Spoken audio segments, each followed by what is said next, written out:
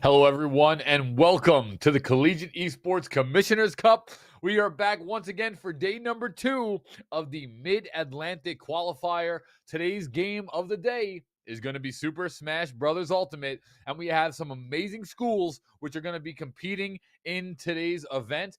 And I just want to actually pull up the list here because I actually want to go through all the list real quick. And that list really fast is we have Old Dominion ODU Esports, Mount St. Mary's, we have NJCU, New Jersey, Howard Community College, we have St. Thomas Aquinas, as well as Loyola. So we have 6 different colleges competing today. It's going to be group stages to start out the event, which will the winners of those group stages will then make it into bracket play to finish out the remainder of the tournament, which will be concluded today for the Super Smash Bros. Ultimate portion. Round 1, we have Old Dominion taking on New Jersey City. And in round 2, we have Mount St. Mary's taking on St. Thomas in that matchup there. So without further ado, we do have Soy as well as Orbital on the mic to bring to you all the amazing Super Smash Bros. Action. And you already know when Paulie Hype's on the host, we got to have a quick little moment of hype. That way we can get ready for some of this awesome collegiate esport action. So without further ado, let's get that moment in real fast. That's right. Collegiate Esports is here, baby. Woo! Let's throw it over to Soy as well as Orbital for the Super Smash Brothers action. I'll see you guys tomorrow back with some more Collegiate Esports Commissioners Cup Mid-Atlantic news and updates.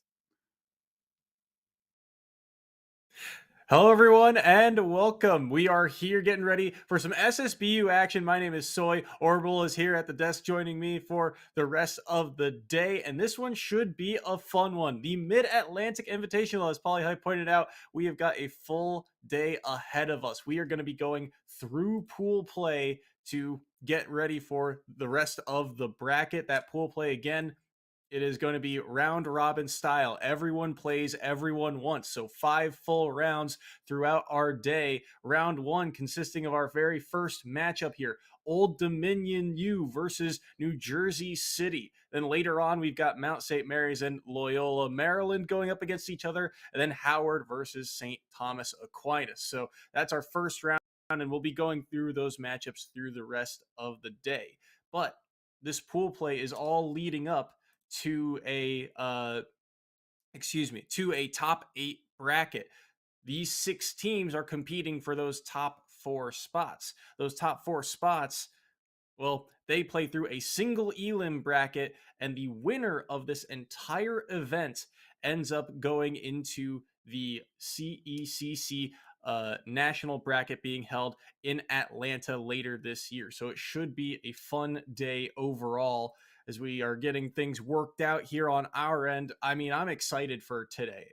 Collegiate Smash is just always such a grab bag of talent coming through. Oh, and we should also mention the format. It's the classic Esports U format. It is a 3v3 crew battle traditional style, but it's also a best of 3, which means that once or if you lose your first crew battle, you're not necessarily done. You have that chance to try and actually, I'm getting word that's not quite correct. It's actually just a best of 1. So that very first crew battle does matter. My apologies. But yeah, no, that traditional crew battle format makes things even more interesting because, that very first matchup, every single stock becomes even more important. Either way, should be a fun day ahead of us. And so we get things ready on our end. That very first matchup, again, Old Dominion U get the first matchup of the day versus New Jersey City. Now, these teams are just invitationals, so they did not go through the whole league play to get to this format. They were just, sign up and you're in, and we get to see what kind of talent gets brought to the table. Should be a lot of fun.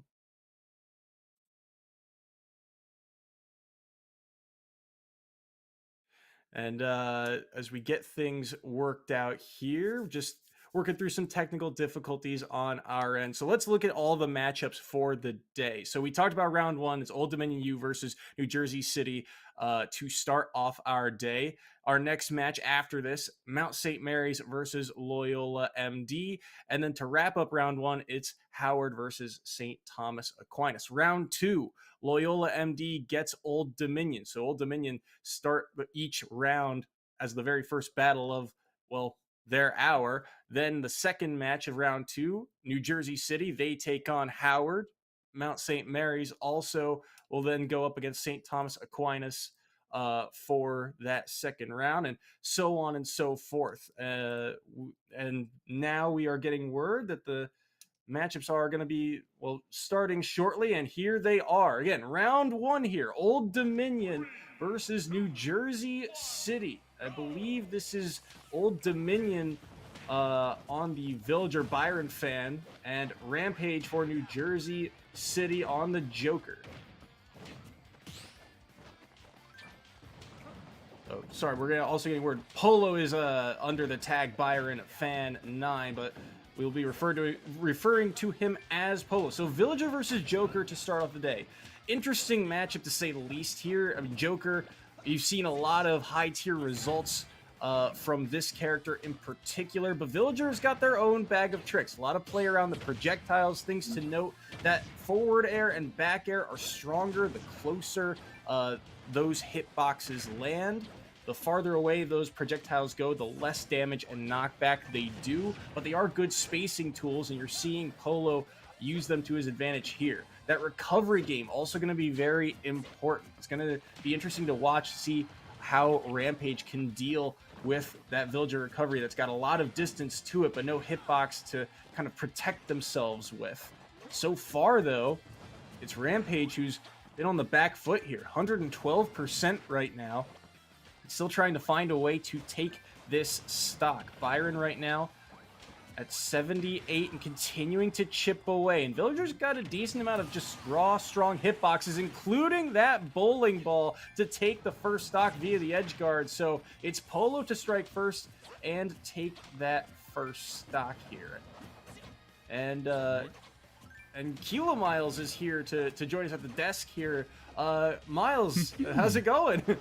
Oh, it's gone good, so I'm excited to see NJCU on the podium. They were formerly a major force in Eastern esports, and I'm glad to see them.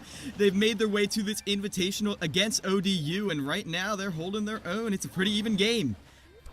Right now, that first stock is off the board, but Rampage for NJCU trying to find a way to take this stock. Can't really find a way to contest those balloons right now. Was able to find one with the back air, but can't clip the second. Byron just doing a great job of buying for time, but only can do so much. The dash attack underneath the side B with Arsene, that's going to be able to do it. And look at that quick combo that Polo's able to rack up here. And so far, Old Dominion with a decent lead for themselves.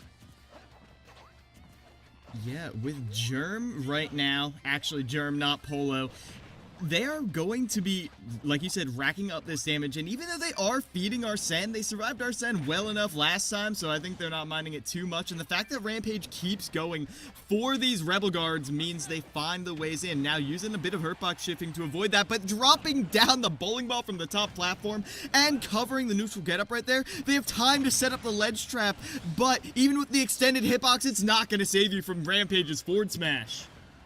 Kind of an odd interaction there. Felt like Germ had kind of a couple ideas on how to edge guard Rampage, but then didn't pull the trigger fast enough, and all that rage and that Arsene on top allows Rampage to take that stock, and now he's put Germ on his last one here. Remember, this is the only crew battle of the first round for these two. It's not a best of 3, so this stock very important here for Germ to try and see if he can at least get this one off the board, make it close, because right now Rampage is continuing to rack on this percent. 55 got the first hit of forward air but couldn't follow up off of the back of it, and Rampage just continuing to try and chip away at the stock. Even when Rampage isn't getting hard extensions, they are still able to find conversions. They're still able to get control. They're still able to get edge guards, and they're still able to get a lead for NJCU in this first crew battle of the CECC Mid-Atlantic Invitational.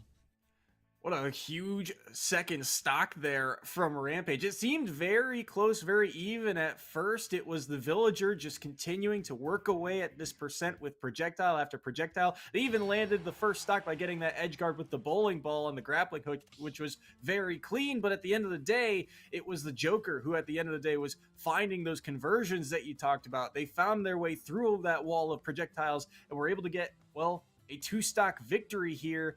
And that's a huge amount of stocks considering the format. Yeah, I 100% agree. And I feel like it was Rampage really mixing up how people usually play against Villager. I mean, Villager is renowned as a sort of anti-zoner, and we can see that in a lot of the different styles of gameplay. Rampage, though they didn't let them play that game, they would use that Rebels guard a lot, knowing Villager didn't have the range to get a hard punish on it. Yeah, that Rebels guard did come in clutch too. The use of Arsene in particular is always something to watch when Joker is on the field. But just again, Rampage did such a good job of finding ways in, and all that chip damage. We've talked about this in previous games, right? You can rack up a ton of percent, but unless you find a way to take the stock, you're just building up rage against your opponent. And it felt like that was at least the case at the end of that very first game there for Rampage and Germ. Yeah, and Reeds-centric players, they're amazing, they're hype, but in clutch situations like that, it can get so detrimental when you're relying on catching out their movement with a forward smash, and you don't have any real consistent confirms, you're dropping ledge traps. That is when you can find you can find yourself slacking, because even if you're the most godlike neutral player, eventually you'll have some rare misses, Soy. Yeah, no, absolutely. You can only, get away with that kind of movement for so long, I guess. And right there, Germ couldn't quite, hold on. And in fact, it was a huge stock that Rampage pulled off on the second one. The fact that he's got 2 stocks headed into this format, remember, it's only 3 players per team. You got 9 stocks in total. For him to only drop 1, for him to hold on to that second stock, means that the score line here is still 8-6. And those 2 stocks, I mean, Joker, too, is just a well-rounded character, so it seems like a decent blind pick, too, for New Jersey City to go with in this very first round.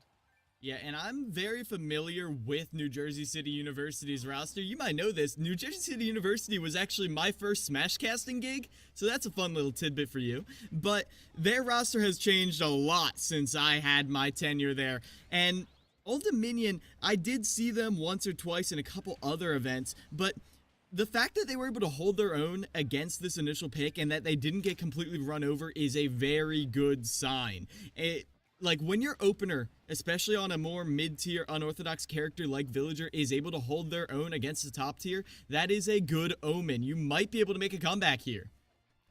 We'll have to see what the rest of the lineup brings. We're getting those matchup things worked out. The picks and bans are I believe going through now, but we'll have to see where these players go. Again, this is just game 1 of round robin play. The Old Dominion and New Jersey City still have a bunch more matches after this. It's going to be a fully stacked day.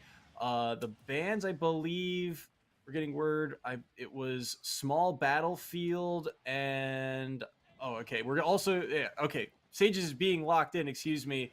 Polo is now going to be sent in, and Small Battlefield is the stage. Not quite sure who Polo's opting to play, but I mean, there's a whole cast of characters to go through. Should be interesting to see. Small Battlefield for Joker, though, still feels pretty manageable. Yeah, I do like that. You want to be able to close the distance, because what we saw was, again, a lot of Rampage playing the distance game, playing around that Rebels guard and getting those stray hits that led into bigger things. And right here, they're able to close the distance. We Fit Trainer able to start combos with that landing there, but Polo also is going to be able to, well, continue to play that range game, maybe a little better than Villager, because actually, I take that back. But either way, they're not going to get to play the range right now. Yeah, it's Rampage who's the one controlling the pace, trying to find a way in, trying to rack up some percent. They've already got Arsene. What can they do about it? Ooh, quick forward tilt. They're going to reverse the situation, but Rampage will find a way to make it back. The spike of that side B actually landing, and Rampage is up to 100% here early. The way Polo is doing damage right now is incredible. Ooh. That forward air after deep breathing is going to take the stock, and Polo only 57%. He's on fire right now. We Fit renowned for her anti-airs, and the landing nair pops you right up into them. That's why she loves that as her combo starter. So you've got to be aware anytime you're in We Fit's threat zone, though even if you're on the ground right in front of her, as you can see, she can poke at you with that jab, continue to swat at you with headers. Rampage might not even be able to get a stock as they're being lapped in percent. Yeah, that percentage, ooh, good parry, twice, oh my, Polo feeling it right now. Stuck on the ledge. Ooh, the down smash, good idea, but couldn't quite get the read. Rampage now. On after that dash attack, the soccer ball setup. What a great Rebels guard. And the early counter, they're expecting a runoff order, but the spike of the side B is going to do it, and Polo evens things back up just in the blink of an eye. 6-6 right now between Old Dominion and New Jersey City University, and what a frankly impeccable display we just saw.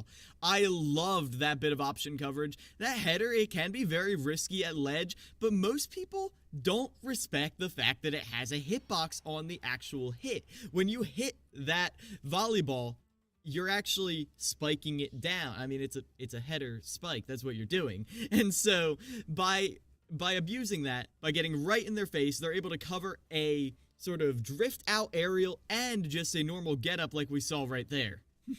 Very well done there by Polo, and really Polo from, I mean, what felt like the start was I mean, Rampage had that moment of, you know, had a little bit of combo game going for him, but outside of that, Polo felt like he was in pretty good control of this set overall. I mean, what, he ended that stock with, I think, 60-70-ish% to his name.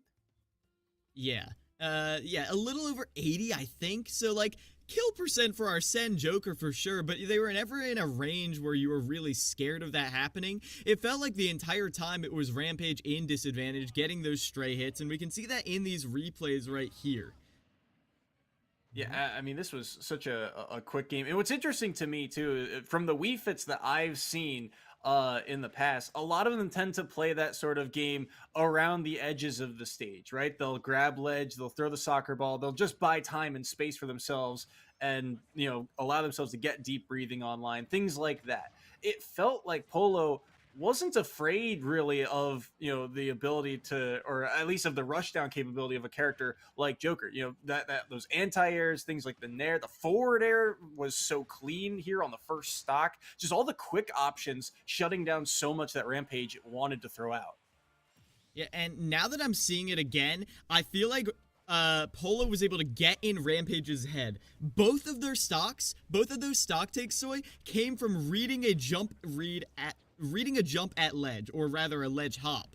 And I feel like that is a benefit of the crew battle format. The fact that you're able to see a player, watch their habits, you pick up on something your teammate wasn't able to quite catch onto, and then you get the hard punish. As we see here, we're going to see Rampage get knocked off stage, then they go onto ledge, they try to go, oh, I thought they were going to go, am I completely mistaken? Ooh. Is it this next stock? Is it godlike? Am I godlike? Oh. And they go up. They try to jump, and they get swatted right back down. Twice, they read that jump. The first time they covered it after the jump came out. That time, they smacked it right there. Great stuff right there from Polo. Yeah, Polo seems to be on point here to kick off the day. And what a way to show it here. Now, he is the second member here for Old Dominion, and we're getting word of the the second player now being locked in for the side of New Jersey City. Royer Zamu is the name we're seeing. Yeah, Zamu I am actually very familiar with. One of the newer players for NJCU who has been going on a tear in the ECAC. They're a Samus, and they are, might I say, very slick with it. They're not always the most optimal on the Samus, but who cares? It looks amazing, and it feels so oppressive, the aggression Zamu brings to the table. Yeah, Samus versus We Fit. Not a matchup we often see. Feel like those projectiles can end up kind of contesting each other a lot. I'm not 100% sure how that neutral B interaction works, but that's the first thing I think of, at least. As you can see, they both start to charge it up to kick off this fight between these two. Again, things tied up here. So winner of this match will have the lead headed into that next set. And Zamu right now continuing to chip away. This Samus has not been touched this stock until the soccer ball lands, but the ledge trapping still able to get through it. There was Polo with the roll, and now it's Polo's time to go to work. I've been sold on the fact that Samus might just be the best ledge trapper in the game with how this has been going on. And you saw that. They got 80% from one ledge trap, and that 80% sets up for a back air to kill off the side of Kalos. Now Zamu's up a stock, putting NJCU in the lead. And if Polo ends up on the ledge again, it's going to be exactly like that, which is sad because that's where WeFit loves to be. Oh, no. Oh, we're good? We're good? Maybe. Come on, Nintendo. You can do it. Pull through. No! Oh, unfortunate. Happens to the best of us. Happens to the best of us. Yeah, we'll be holding on here. Me and Soy very used to this. We've been doing online Ultimate for a long time now. And, man, it always is a shame to see, as it did look like Zamu was bringing a lot to the table, but you got to see a taste of what they brought to the table there. Like, they've got the very consistent Samus ledge traps with that down B, with that little mine, but then as soon as they see a weakness in that recovery, they go off stage to try and finish the kill. Yeah, you could see not only were the bombs threatening the ledge too, but even after I believe the first one connected, they immediately jumped just below that platform, threatening that down air, saying, "Misspace this up B. Don't grab the ledge. I dare you. I dare you to."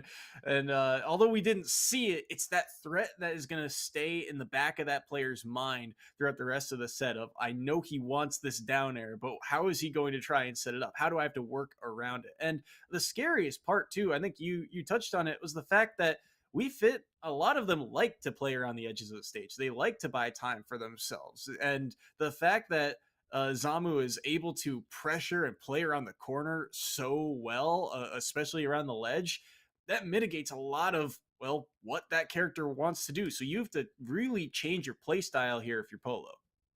Yeah, the thing that makes Samus's ledge trapping so legendary is not its all-purpose coverage. I mean, if you want a truly ledge trap that you cannot get out of, look at Steve. Steve's got a million ways to keep you at ledge, and you're dead if you pick wrong. Samus doesn't do that. What makes her so deadly is how quick she sets up the ledge trap. You saw that. She runs right up to the ledge, drops a proximity mine, and then starts charging a charge shot. What do? You get up into the mine, you get hit. You get up, you roll, you go into the charge shot, you get hit. All you need to do is hope that you somehow mess them up or completely read the option that they're unable to react to. But in theory, Zamu will never drop that. It's a game over scenario. And that is what makes Samus so deadly if you don't have a way off of the ledge, which WeFit doesn't really have. Like, she has some options. Like, I do know there are some advanced techs where if you drop down, you throw the header into the side of the stage and then up B, you can use the hitbox of your up B to, like, ricochet the... Okay, it's a very complicated technique, and that is how much work you need to do to get around Zamu. Yeah, and that's... assuming you can do it in that, that single moment, right? That's assuming you can come up with that solution after seeing what Zamu does. Because Zamu, again, like you said, very quick to set up those ledge traps. And also what you saw, I think, at least through that first stock, very clean kind of positioning, right? The spacing on things like the down B, the proximity mine, both off stage and on to cover, where they're up being to or where they might go to, and then also still threatening that neutral B. If they get the spacing right, you can cover just about any option. I mean, jump, get up, just about anything if you space that move right. So it seemed like Zamu was on point there, and we're still waiting to see how this one plays out. I believe we're just going to run it back because it was so early in the game. Mm-hmm. Yeah, good news for you, and all of that analysis we just did, because, yeah, we are going to, like you said, run it back on Kalos. Same stock, same percents, as close as we can get it, because the whole lobby went down, and that is one of the few scenarios where I'm like, yes, the lobby crash. Because sometimes it's just us. Sometimes we have to sit here and be like, and it was, oh, it was Polo 3-0. How did that happen? They were already down to stock. Like, stuff like that. I'm glad we don't have to deal with that. We are going to be getting to see the rest of this game because this is such a pivotal game. If whatever team goes down here, you're down to your anchor, and you have the chance of your anchor being crippled as well. And then, oh man, then you've got to worry about so many other things. So here's your chance to make things as even as possible for both Old Dominion and NJCU. And the fact that these are, the second players of the roster of 3, to be on your last player early means you give, your opponent that chance to try and counterpick, right? Because they don't necessarily know, neither team necessarily knows who the third character is or who the third player plays. But if you have to send that person in early, now you give that little bit of extra information to your third team member, to your third player to say, okay, I want to go to this stage, or if this is the matchup, I want to play this style. And that extra bit of info, every little bit helps in a format like this. So having that ability to at least have the chance to counterpick could be really beneficial for these two teams, especially here early on in the day. Yeah. I mean, you hit the nail on the head. The best case scenario for both teams, and I mean both, mutually beneficial, is to get down to that last hit, last stock. Because either way, one team is going to get the counter pick, one team is going to get a player advantage. It evens out. It evens out. So that is what they're fighting for. Obviously, you want to get a huge lead, and that's what Zamu was gunning for. But we saw how Polo was playing against Rampage. It is not going to be an easy feat whatsoever. So hopefully, fingers crossed, we're going to be getting back into this game as soon as possible. Everyone in the audience, I thank you so much for your patience as we're getting into this. Yeah, as we are going to go to the briefest of breaks. When we return, hopefully we'll be seeing more of Old Dominion and NJCU here in the CECC Mid-Atlantic Invitational.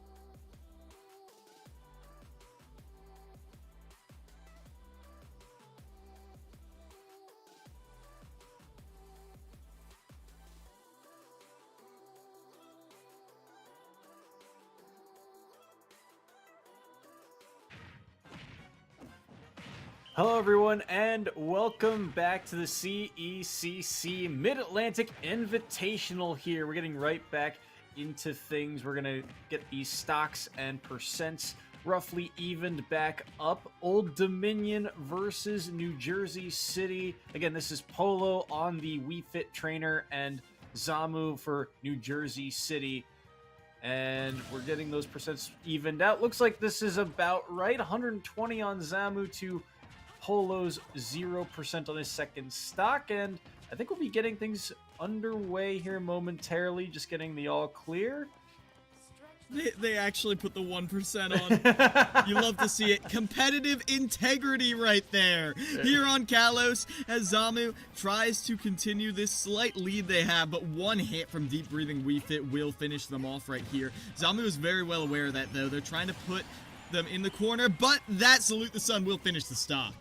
Just enough on the Salute the Sun, and early up B. Interesting. Zamu, he'll be able to get away for just a moment, and things evened back up between these two. But here, oh my goodness, he spiked the tether. That was so quick and so clean. Blink and you miss it. I mean, Zamu, that seemed like the smart option, and Polo read it like a book. Yeah, we've barely seen Zamu go for that tether. I mean, it's one of Samus's best recovery options, but still, I love that. Using the low lag down smash to not overcommit on that. If they roll in, they're dead. If not, you have little enough that lag where you're not getting punished. As Zamu tries to reestablish stage positioning, but right now, it is Polo who's using the large bounds of Kalos to avoid most of Zamu's threat range.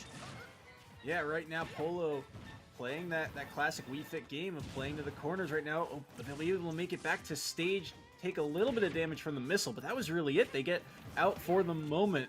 Zamu right now on the left side platform of Kalos. Can't find a way in through that soccer ball. Is at 78%, and it continues to rack up thanks to that forward tilt. The missile actually drifting around the down tilt, and Zamu able to make it back to stage once more. Charge shot misses. Last hit of the forward air connects there on that platform, and Polo is now down to their last stock. Yeah, right now, this is looking dead even. And I'm saying that because Polo is at ledge, but they're able to roll right on past. Zamu's not correctly positioned. Oh, look at that little mix-up, but Polo still gets the lead right there. Able to stomp Zamu straight into the blast zone, and just like that, it is 4-3 in favor of Old Dominion. What a play from Polo there. I mean, we were talking about how Zamu, the movement seemed so clean and so on point, especially the way the very first stock played out between these two. But Polo, the adaptation came through there in the end. Those downers were so clean. It seems, again, the quick movement you pointed out seemed to be the name of the game for Zamu. But to catch the tether recovery twice after the spacing, I mean, using that drift seemed like such a smart idea, and Polo was just on top of it. Yeah, they certainly were. This right now was looking very good for the side of Old Dominion, and I loved the way that Polo was able to use the fact that even though Samus has, quote, better ranged options, I feel like Wii Fit has faster ranged options. I mean, the header just moves so much faster, it's so much more unpredictable, and even though you can just hit it back, lol, just hit it back, that doesn't happen in practice, especially not on Wi-Fi where you can't react. Wii Fit becomes so buffed on Wi-Fi because of burst ranges. The range at which you cannot react to what your opponent is going to do, and Wii Fit's grows exponentially because of how fast that header moves. That header was so clean, did so much damage. I mean, it all, like, Zamu, again, you saw, you know, what you were pointing out, the quick movements and the ability to get damage early, especially around the outsides of the stage. They were able, that forward air clipping above the ledge or above that platform was such a clean option. That forward air is deceptively strong at times, so very well done. And Zamu looks really good, but at the end of the day, Polo just, the read on the movement, the ranged abilities, just buying themselves so much time and space, the ability to chip away at that stock was just very, very well done by Polo. And because of that, they now have the stock lead headed into, or at least the point overall lead headed into, well, the last player for the side of New Jersey City. Here is the thing, though, about New Jersey City University. Here's a bit of insider knowledge that I know, or literally anyone who has played in the ECAC for any amount of time knows. Cut 6 stocks from the side of New Jersey City University, and it's like 12 grow back in their place. Because coming in as the anchor is Hydra. Now, no fault to the rest of NJCU. NJCU is an amazing team, and let me just say, Rampage and Zamu, through the short time I have known them, have already grown as players so much. But Hydra is the OG. Hydra's been here since the beginning, and Hydra will see this through at the end. Hydra has been ranked in the top 20 online, I think twice, maybe just once. Either way, Hydra has been a regional threat, a national threat, a global threat for a long time in the Wi-Fi era. And, well, more specifically than that, they were uncontested the best team in the Northeast for a long time. And now the rest of the world has started to catch up, but that doesn't mean NJCU has, well, dulled their teeth at all. We'll have to see. I mean, Hydra, again, like you said, he made a name for himself with the way he plays. This Palutena going to be fun to watch here. Now, he's only got to take a stock to even things back up. We'll see if Polo can get any extra credit on the board here for the side of Old Dominion. As we get ready, the stage, we're about to see it. It's Battlefield here for Polo's last stand here. Last stock for him, and 3 on the board of Hydra. We'll have to see. I mean, Battlefield feels pretty even off the bat, but again, Palu, another well-rounded character. He's got a lot of options, a lot of different ways you can play it, and can easily rack up damage. Palu is so good against a lot of these zoning mid-tiers. I mean, I've always called her kills 99% of germs hand sanitizer, because that's what she does. Most people in the bracket get wiped out by Palutenas, and that's exactly what I was experiencing. All this disjoint, all this ability to contest with attempts at zoning, with both auto reticle and the fire, as you can see. Hydra is keeping Polo pinned at ledge, but this is where Polo has gotten their mileage before. Can they make this happen again? They get a grab.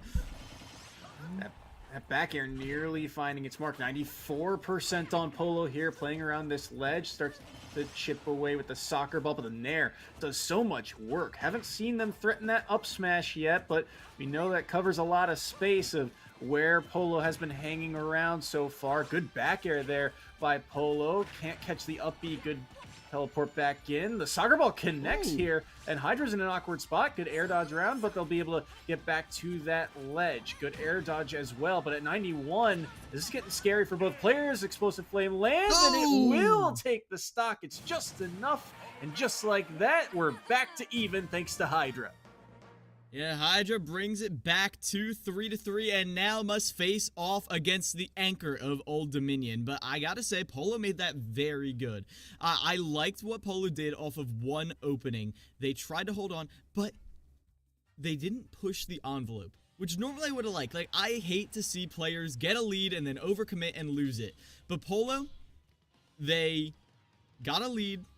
They got advantage, and then they shielded, trying to bait an aggressive option for Hydra. An aggressive option that they did. You see what it was? It was a Nair, a perfectly spaced Nair that shield poked the low shield that Wii Fit already had. And just like that, the opening was Hydra. Even though Polo did the right thing, they didn't realize their shield health was a little lower, and they got poked, and then all of a sudden, they're dead.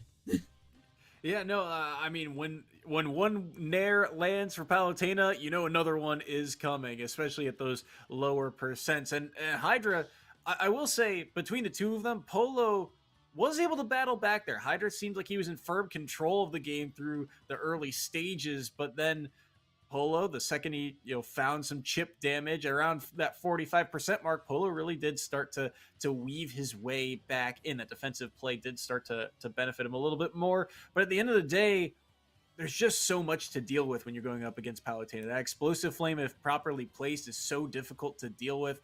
It's got a surprising amount of knockback as well. The fact that it can kill relatively early is another thing to deal with. Auto reticle so quick can deal with things like the soccer ball for Wii Fit. It just felt like Hydra had an answer for all of the quick early things that Polo threw out that very first stock.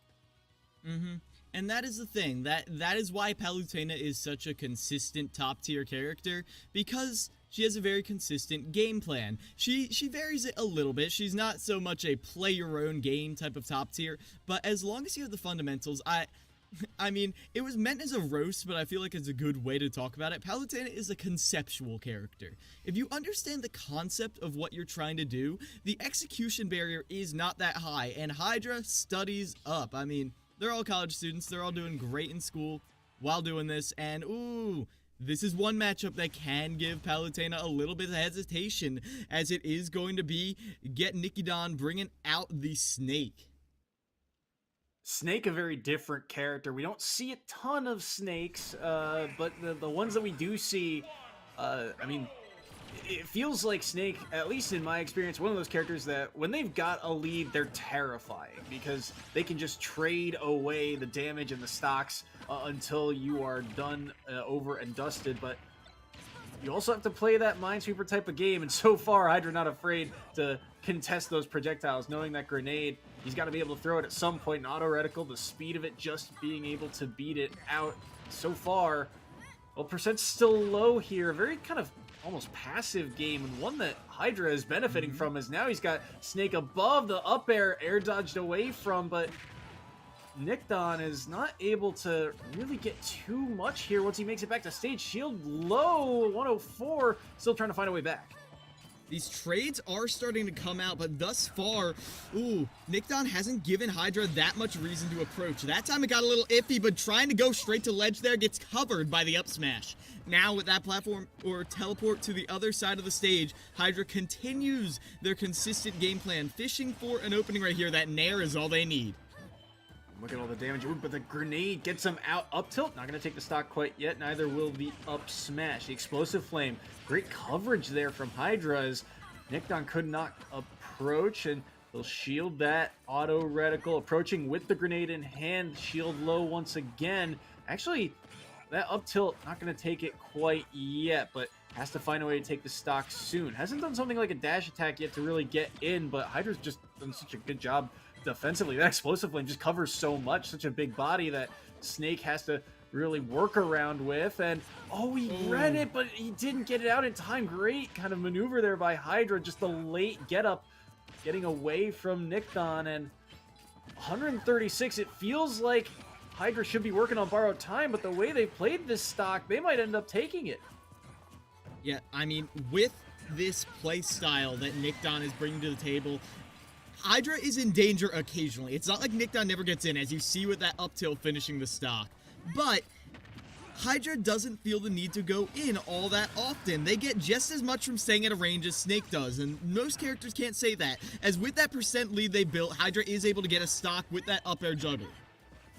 Last stock here for Nikdon, and the last stock of this very first round here for Old Dominion, but can they find a way in? That auto reticle just so pressuring, and not an easy answer here for Nikdon to find their way through. Good back air as well, early up B. How do they find a way back to stage? Good late air dodge around that back air. They get the forward tilt. The up smash will cover the ledge, but only for a moment. They reflected it. That's going to connect and get some extra damage on the board. A little air dodge around the up air from Hydra, and go back to that passive grenade play. How do you find a way through this explosive flame? The up tilts are coming out, but they're not able to take the stocks quite yet, or not even land in this case as the shield came through. But the explosive flame, again, it's a wall. How does Nikdon get through here? Something like a dash attack won't quite fight through it, and the grenades are getting beat out by it. And Nikdon, the percent continues to rack up because of it. There's nowhere for him to go around the outskirts of this stage. He's at 135. One strong hit might be able to do it. Oh, he landed the first hit of forward tilt, but didn't follow through. And the explosive flame, not going to be enough. 149, and still holding on here, but he rolled back into it, and that's going to do it. New Jersey City take their first win. New Jersey City University living up to their old reputation, getting this win, and it was not exactly without any faltering. Old Dominion definitely put up one heck of a fight, but in the end, Hydra was able to bring out that consistent gameplay that you needed. Like, you know, that reminded me of, you know, when you invite a friend over to your house and show them this cool new game that you got and you're beating them? so hard in it. But then they pick it up almost immediately, and like, you've been playing this game for weeks, and they played it for the first day, and they're doing it better than you. That's exactly what Hydra just did. Nickdon was keeping Hydra walled out, and Hydra said, "Okay, you want to play this game? Let me give it a shot. Let me see how I am on the sticks." And it turns out Hydra was pretty dang good at it. And Nickdon wasn't able to find a way in until the very end. At that last stock, Nickdon made the adaptations. They were finding the way in, but they were at 90% on their last stock soy. That's a little too too late. Yeah, I mean, again, the way in was just not very clean. It was almost like, the wall of projectiles that you kind of know Snake to have between the grenade, the missile, and the up smash. Those projectiles, he kind of got out projectile. That explosive flame did so much work that stock. If there was a way that we could find the statistics, I want to see how much damage that move alone did in the set, because it did so much work. There was no way through it. You can't do something like dash attack or roll through it. Snake's too big of a body, and there's not a lot of armor in that kit in the first place. And that move, again, just time and time again, found a way to, well, get the job done. It ended up taking the last stock at the end of the day, and that's a full 2-stock, I believe, victory that Hydra had at the end of the day. So New Jersey City looking good. They get the first win in their very first round, but still 4 more to go. And when we come back, our next matchup will be getting ready for Mount St. Mary's versus Loyola MD after a short intermission. Don't go anywhere. We'll be right back.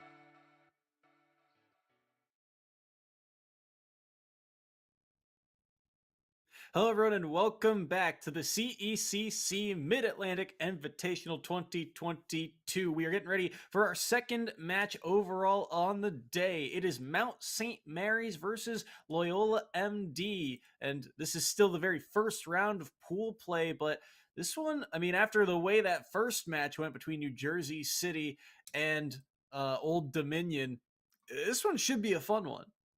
Yeah, I mean, with the way that this is our last chance qualifier, a lot of these teams didn't always. I mean, a lot of these teams, we didn't get to do the deepest of digging on them. The one thing I do know, universally, is that these teams are hungry for this spot. These teams didn't get the chance at all to go for their, to go in on every single opportunity to get qualified for this Atlanta final. So now that they have this one chance, they are going to be bloodthirsty for it in a tournament setting, and I'm excited to see what these teams are going to be bringing out. We'll have to see here again. This is just round one of pool play, but we are about to get underway here. First match between these two. Wolf versus Terry to kick off our day. Sherman for Mount St. Mary's on the Terry versus Amp, I believe, for the side of... Wow, already excuse me. For the side of Loyola MD, the Spartan. This is not Loyola MD. This is St. Thomas Aquinas College. We might not have been in the correct match. There we go. But yeah, I do know St. Thomas. Yeah, I saw them just last night, and they put on a pretty good show, but they ultimately weren't able to win it out over, I mean, maybe one of the best college teams in the world, Bay State. But now they're going to get a chance to show what they've really got, as this Terry right here went on a tear. We'll have to see here. Ooh, 111 to 69% of the dash tech. Yeah, that should just do it. So Sherman able to take that first stock off the board, but Amp is the one right now who has to find a way to try and even things back up. And this is where things can get kind of scary. At 88%, not quite at kill percentage. And if you do any more damage, that go will start to come online and the extra power can start to come in. So Amp is going to have to play very carefully here. 99.7, so 0.3 separate Terry from go. And at 48, I mean, that's almost kill percent if Amp doesn't play carefully here. Gets that forward throw off stage. Down smash won't land. And Sherman waiting for his opportunity. Oh, pulled the trigger maybe a little bit too early there. Beautiful full hop to avoid that. And an unfortunate mishap. Getting the flip off the stage. They are going to up B right into the underside. Now the shield pressure though. Those down tilts. Pompey not able to find a way around that, as now Sherman gets grabbed at ledge. Down throw dash tag, not quite true at 0%, despite what Wolf propaganda may tell you. 112 right now after that hit to the 12% of Sherman. And yep, just the side B. That move in itself has got a lot of knockback, and it comes out pretty quickly. So Sherman already with a decent lead here. Only 10% here on Amp's last stock, and he continues to chip away at it. Terry just so good at connecting hit after hit and racking up damage. But Wolf can also do a lot of work, but may not get the chance to, because Sherman is just finding ways to connect all of these hits together. 86 right now. Amp still in the corner here. Reverse hit in there into forward tilt, gonna knock them away. Almost found the forward smash, but the down B ends up saving Sherman and getting him out and getting even more percent on board. Tried to read the roll away. The power dunk, is it enough? Yes, it is. It's Sherman with 2 stocks on the board to take that first game. Yeah, the 1-2, buckle my shoe right there from Sherman to clean that up, and that's all you really need. Those simple Terry bread and butters will get you so far. And some characters, they're able to, SDI down and in, they're able to get out of those jab power dunk setups, but against a fast faller like Wolf, at most percent, sometimes you just can't. Especially online, sometimes you don't get all the SCI inputs, and you're not going to be able to get out of that combo. So it will be Ampe falling initially right there, as, yeah, we're able to see in these replays exactly how that went down. I mean, it really felt like it was Sherman just closing the distance, And even though Ampe was getting a lot of stray hits, it was Sherman who got so much more mileage after every single touch they got. Yeah, I mean, and that's almost the Terry playstyle, right? All they need are those 2-3 hits that they can string together. They find a jab, they can instantly convert it. They find a down tilt, it's just going to be so much damage. And Wolf, I mean, not necessarily the lightest or heaviest, but when you're eating so much percent and you have those limited recovery options, you're only going to buy yourself so much time. And Ampe just not able to really get the full kind of extension off the back of it. You saw some kind of glimpses of good ideas, right? Things like the reverse nair hitbox, right? The backwards hit of that nair into forward tilt to try and buy him space, kind of tricky movement like that was really good, but those opportunities were few and far between. Yeah, as we're looking to get into the game soon enough now, but coming in next to face off against this Terry is going to be Derpager from the side of St. Thomas. Now, Derpager I got to see just last night, and they got a couple very sizable wins. Maybe one of the better players, or at least one of the more experienced players in a variety of matchups, and that's exactly what they're going to try and put on display. Sherman going to try and shut down this villager menace, and quite a few villagers we've seen today, huh, Soy? Second villager of the day, yeah, not a character we often see, but fun to see them here. Derpager, again, here for the side of St. Thomas Aquinas, trying to even things back up. Has got the combo game. I was surprised that those two hits were able to connect, but Derpager able to take advantage of that and get a quick 64 onto Sherman in the first 30 seconds, make it 70. He's still on the pace here, but there's a good conversion from Sherman. Gets Derpager up to 32 and has him along the ledge. Down tilts. Oh, he pulled the trigger late on the side B, so he'll get away for the moment. Dodge around the tree, but there's the bowling ball, and that is stock number 2 off the board. What a whiff punish right there. As now they absorb that. Oh, and they actually use that projectile to get an opening on Terry. Great stuff right there from Derpager as they set themselves up for a juggle. The way Derpager moves, how aggressive they are with the float in, and the bowling ball drop almost finishes the stock right away. They miss that flower pot edge guard, but they still continue this ledge trap. They get the tree to grow at just the right time. Oh no! That's like stepping on a snake C4 that was planted 20 seconds ago. Oh my word. Sherman gets caught in the ledge trap, and that will be Derpager, evening this up 6-6 right now between these two teams.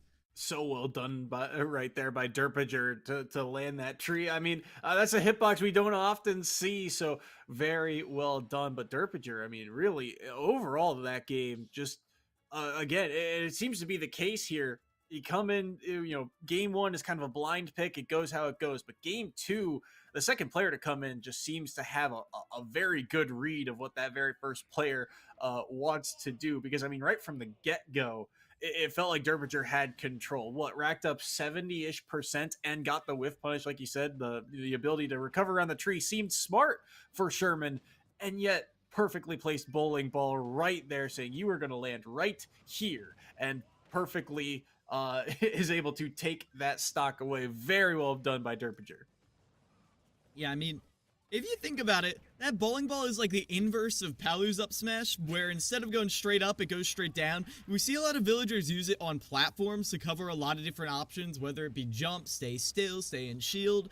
And while we didn't get to see it as much on this stage, I love that. And I love how even though we didn't see every option from villager come out, they were still put out there. We still saw Derpager throw the flower pot off the edge to force a lower recovery. It helps them limit the opponent's options, and that in turn limits how many options they have to cover on reaction, which makes it so much easier in the long run. Yeah, a lot easier, as you saw. I mean, just there was nowhere towards the end of that game for Sherman to go, right? He's able to make it back to stage here, but yep, that trade, that was a crazy trade too. For Derpager, but still, things even back up because of it. Did not drop a stock, so it's 6-6 headed into game number 2. I believe we're getting. Actually, we haven't seen who's going to be locked in quite yet for the side of Mount St. Mary's, but we'll have to see here. The way that Derpager is playing, this villager it's going to be interesting to see who they counterpick. Because again, Villager, again, one of those characters not necessarily considered to be one of the higher tiers, but also, as you're seeing, can do a lot of work, can do some decent damage. You even saw in the last set the Villager just being a blind pick into that first round because, well, it's such a rare occasion. You know, sometimes it's just kind of that matchup check. We're going to see Zelda being locked in as the counter pick here. And I like the idea. It's going to be a matter of execution, though. I think that's going to be critical here. You're 100% right, as you've got to be very careful with what you feed this little child. I mean, it can stunt their growth. And that's exactly what's going to happen if you end up feeding them that Phantom. Because that Phantom is a projectile, Soy, and if it gets pocketed, then Zelda does not have access to it. And that is one of Zelda's major ledge trapping tools gone, and you know Derpager is hungry for that opportunity. Good grab there. Oh, wanted the strong hit of that forward air, but couldn't find it. Got around the tree. That's, I mean, Derpager right now finding some of these tree setups is very interesting. All right, it feels like the tree is one of those things you can react to, but a lot of players are just kind of narrowly escaping that hitbox right now. And right now, Mythical Tycho, I believe is how you pronounce that. We'll call him Mythical right now, is struggling at 119. He jumped back into the Lloyd Rocket, but he's not dead yet. Still has the up B. He's able to get back to the stage, but that was a danger close moment for Mythical. Yeah, I mean, I'm scared right here as, forced to go high over that Phantom right there, as it is going to be Derpager who gets the edge, but Derpager's awareness in these situations has been so good. They see one missed tech, they get that kill, and then that tree, it's starting to maybe sprout up soon at that ledge, but no, they don't want to deal with that right now. Instead, they just continue to pressure them. These up Bs have been a way through these walls. I'm wondering if Derpager's eventually going to get a read on it, though. Have to see here. Ooh, roll in. Very close. That neutral B, good angle down, but there's the Knight kind of backing Mythical away for the moment. Up B back onto stage. Good kind of tricky movement there from Mythical. Up B won't land. Those aerials going to be also very important. The spacing on them. The forward air. Thought he was going to get the strong hitbox, but no. He'll end up reflecting the Lloyd Rocket, but not going to be able to do much afterwards. Derpager read the movement in on the up B, but couldn't get the punish off in time. Low recovery, still will be able to make it back, and Mythical, both he and Derpager are playing very dangerously. I like the idea for the up B, but no punish afterwards. That's a huge opportunity missed by Derpager. Thought he could catch that movement back in, or that drift back in, but instead Mythical kind of gets away with one right there, and because of that, they'll be able to survive and continue to work away at this stock. Those side Bs forcing low recoveries, but Mythical hasn't been able to take too much advantage because of it. Yeah, no, they have not, as I like the way that Mythical is playing this matchup right now.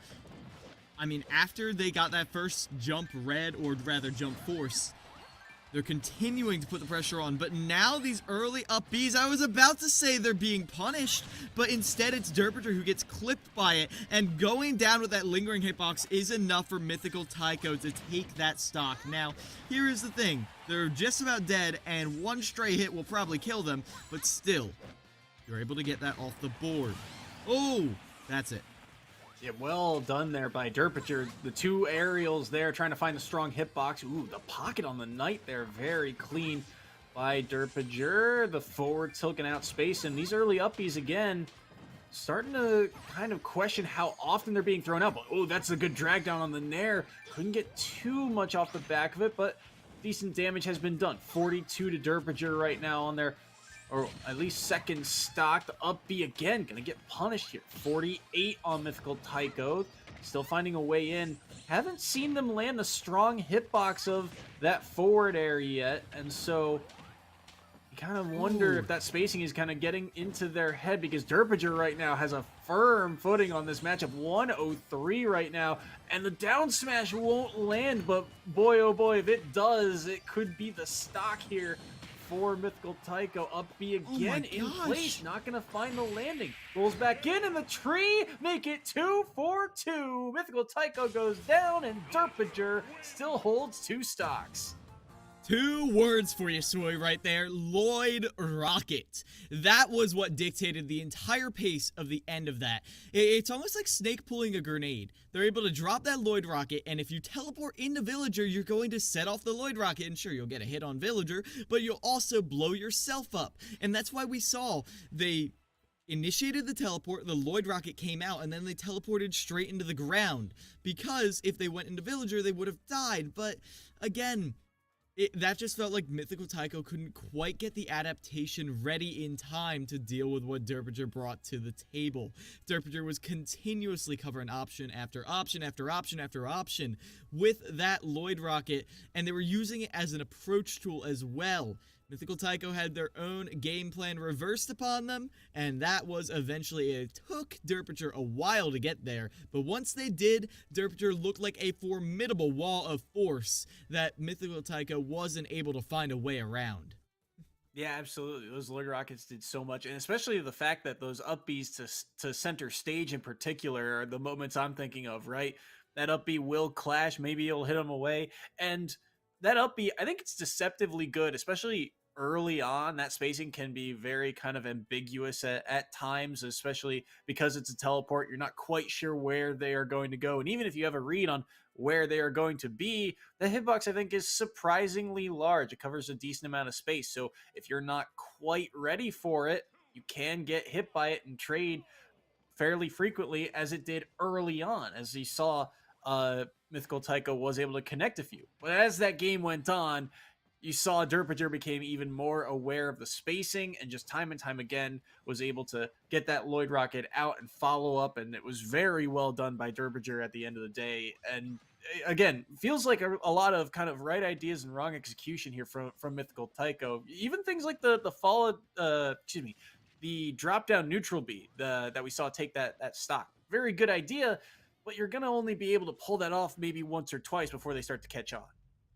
Yeah, you certainly are, as we're returning to that all-purpose spray I was just talking about when we saw Hydra on the scene. It is going to be Dark Arrow coming in as the anchor right here, looking to turn things around here against St. Thomas.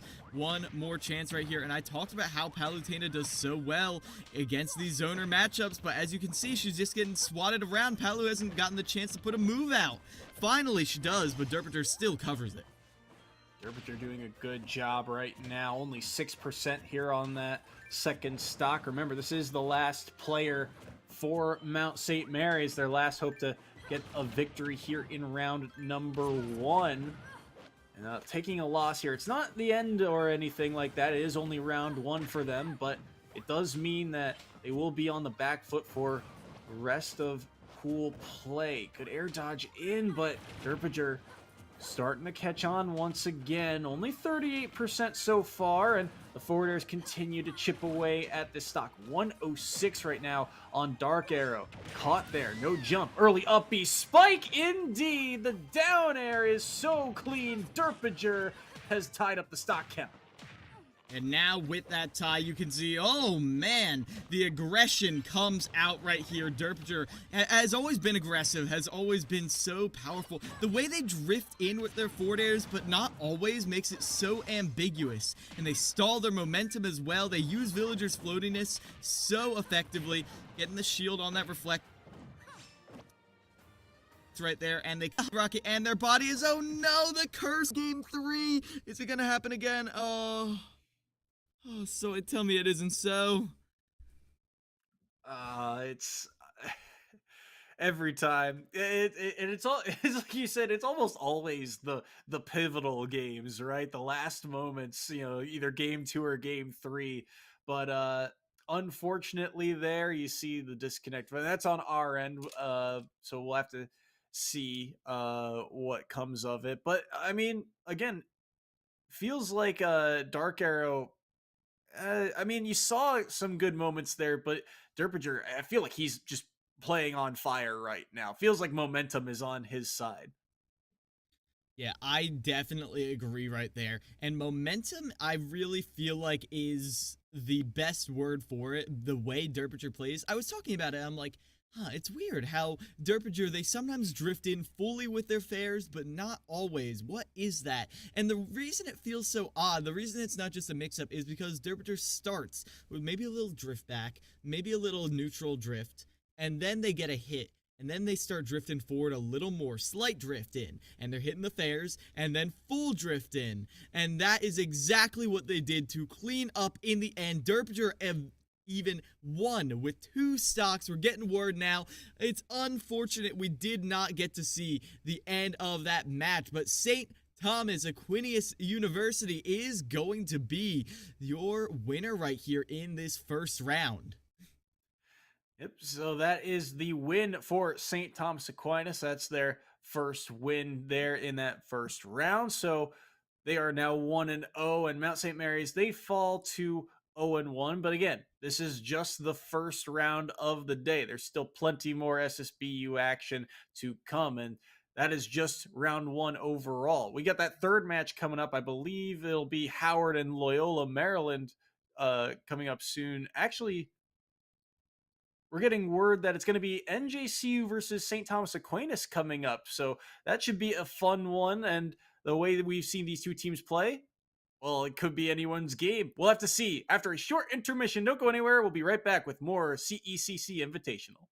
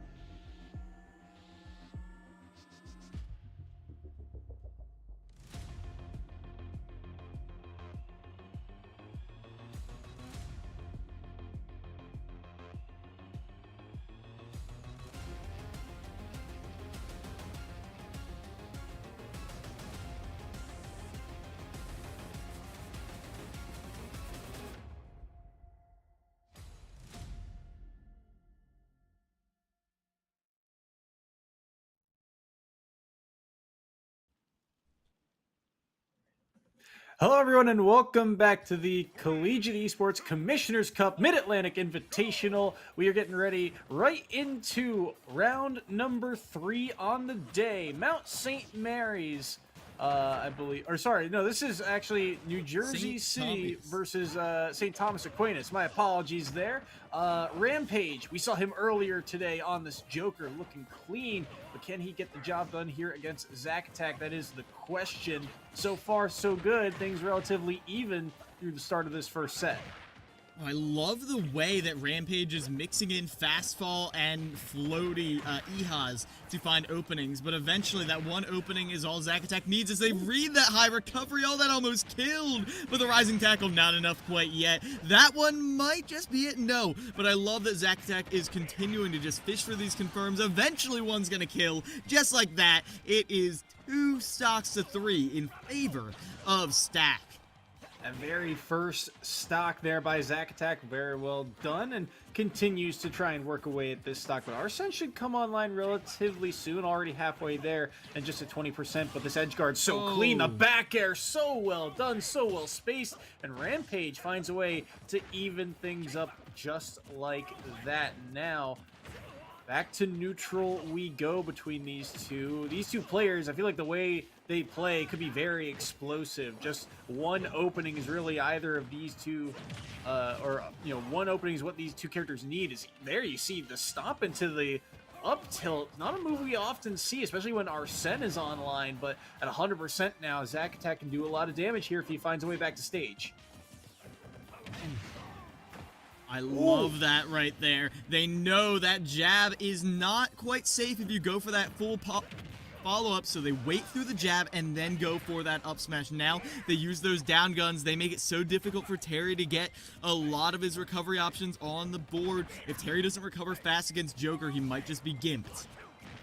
That power geyser too nearly came out for the side of Zack Attack, but the smash attack beat it from Rampage, and that's why he is up a stock here. 48% here to Zack Attack, and he's off stage here as well. Still has his jump and the early up B too. Gonna clip those guns. You're seeing Rampage try and use those guns to try and gimp that recovery, but so far Zack Attack has done a good job of getting around those types of plays. The question is, can he get back in and find a way to seal this stock away? Kind of running out of options here, and he ends up pineappling himself. An unfortunate sequence there. Just too much of a drift, and it's Rampage who gives New Jersey City the lead here in round 3.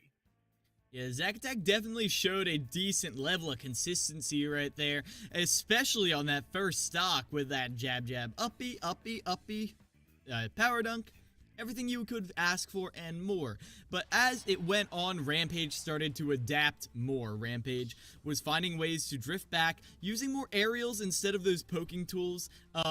Specifically, you called it out, those back air edge guards. Joker's back air, notoriously one of the most active and lethal moves in the game, even without Arsene. And they just used it to scoop away every single recovery option. Eventually, it was Zack Attack who would run out of resources and forced into very risky low recoveries, as Terry's vertical recovery is not the best, as we saw towards the end.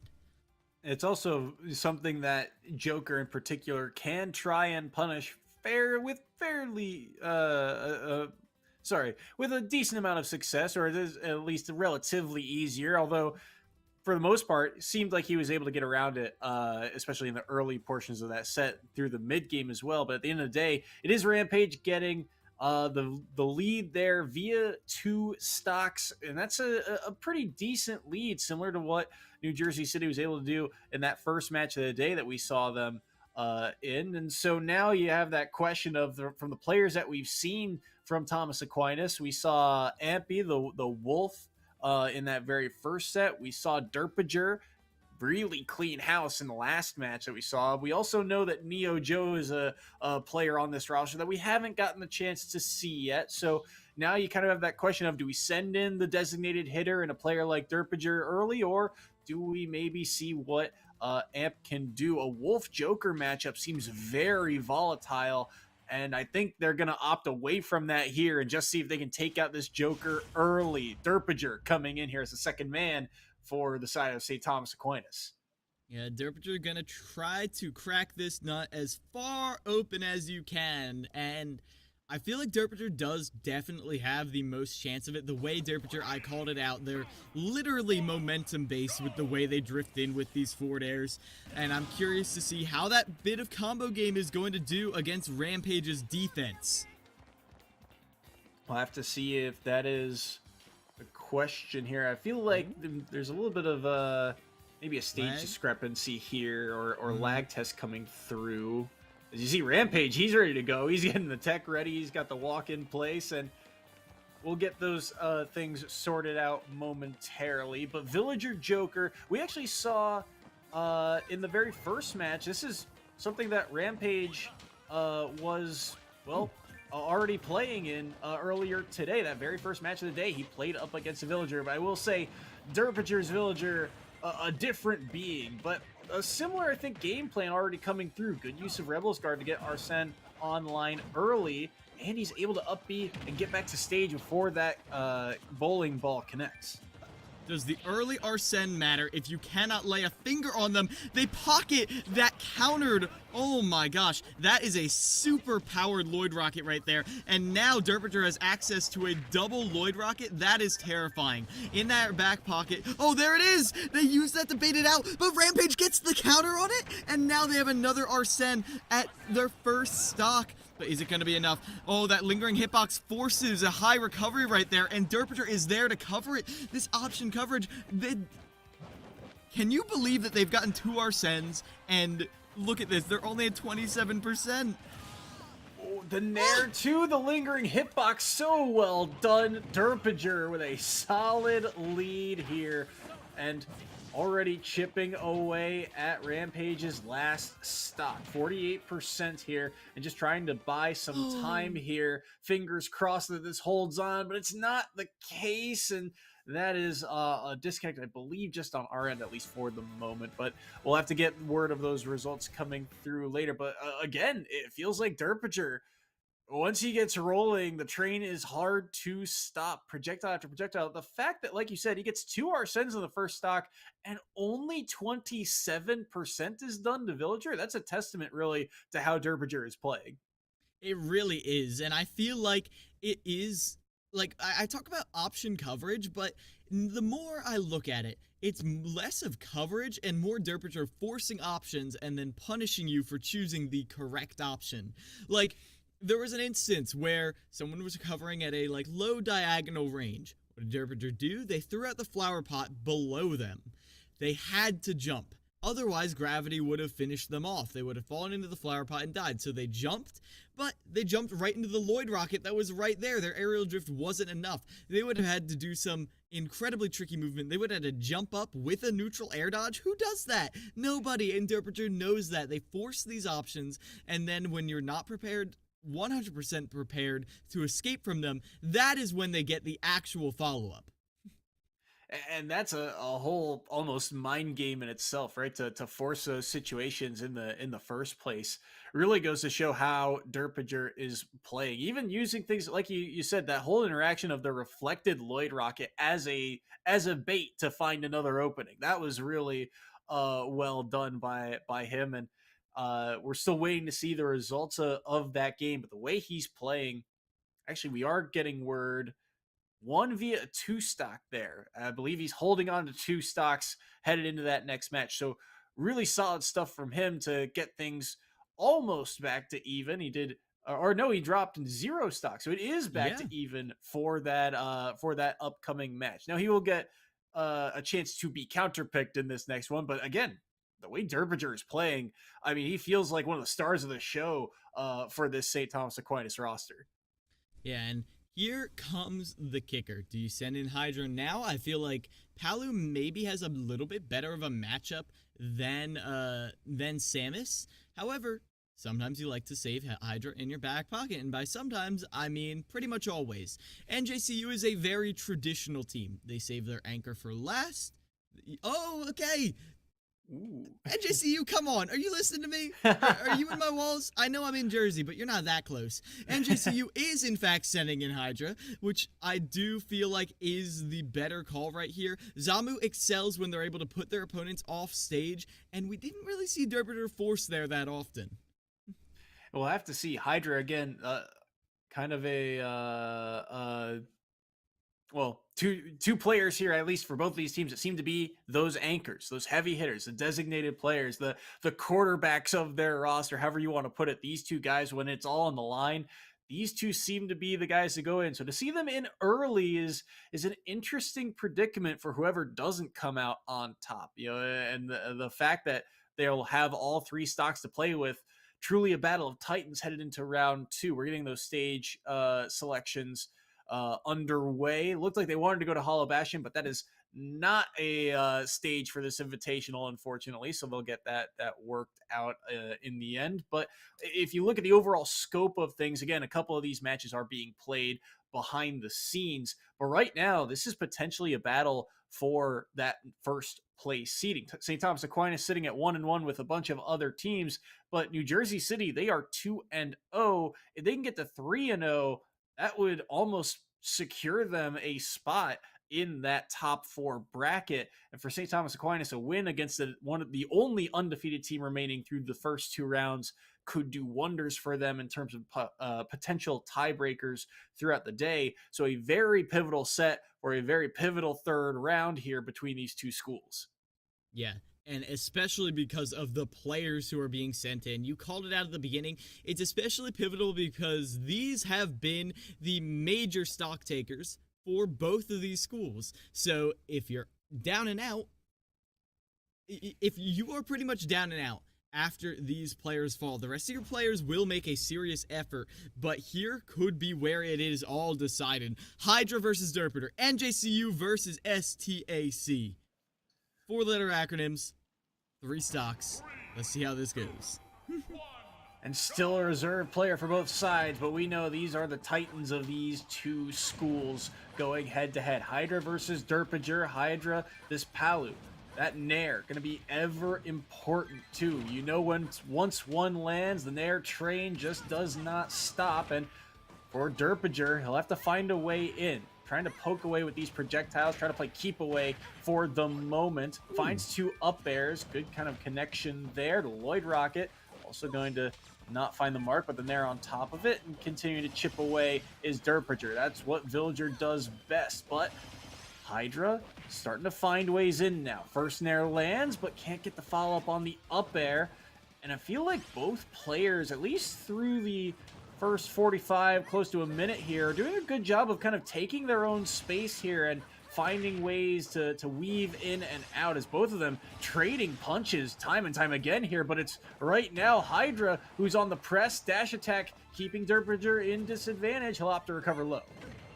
Oh, yeah, very low, and because of that delayed recovery, with the wall jump, they're able to linger, but the explosion right there, ooh, they tried to absorb it, but that lag you're in is an invitation for a back air right there. Hydra gets the first stock after such a good opening from Derpinger as they platform cancel right behind them, but Derpinger was ready to cover that option. Derpinger shows the awareness, but now you've got to find a way to take this stock as Hydra ladders them up with the explosive flames. Be careful here. Finds a way back down, but he's eating 41% for it. Oh, what a catch on the up B. Thought Hydra was safe, but he says, no, sir, you are not. And Derpinger evens up the stock count. And now, ooh, I love this right here. Tech chase on the platform, gets those forward air chains going, but Hydra is able to get out of that dead even game right here, played in center stage, but it is Derpinger who's consistently getting these pokes in. Now that they're not on the ground as much, they're not being exploited by the explosive flames quite as severely, but even with that little bit of adaptation, Hydra is finding the ways in. The scale flips, and now Hydra is the one who gets in, but I love that. The rapid jab to cover, throwing out the Lloyd Rocket. Only 3% separate these two at the moment, but it is Derpinger with the percent lead. Still, things continuing to be racked up. Good down air. Once again, no spike hitbox though, so Hydra will survive here. Does find a way to land around that up smash. That was dangerous from Hydra, but still able to get back down to stage. Ooh, the forward air there actually connecting into the last moments of that Lloyd rocket. Crazy kind of connection there. Ooh, early air dodge. This is a dangerous spot. Does he have enough gas in the tank? Yes, he does. That villager up B is crazy strong in terms of verticality. Because of that, Derpinger survives. Yeah, and now, tech chase situation, and you know Derpinger never lets that drop. They get the follow-up right there, and Derpinger takes a lead against Hydra right here. This could be massive right here for St. Thomas Aquinas. Playing under this platform, the drag down Nair. Hydra tries to get the follow-up kill, but they can't quite find it. And Hydra is giving a lot of respect to these big hits, these anti-airs, but they're still getting caught in these trades more often than not. 34%, and Derpinger continuing to work away. Hydra has got to find one of these strong hitboxes here and now. That explosive flame won't find the mark. The dash attack couldn't get it done either. And Derpinger just buying time. Wall jump to the back air. Gonna chip away. 58%. And Derpinger right now doing a very good job of reading some of these early air dodges. Back air is enough, so that one will be able to take the stock. We're down to last stocks between these two.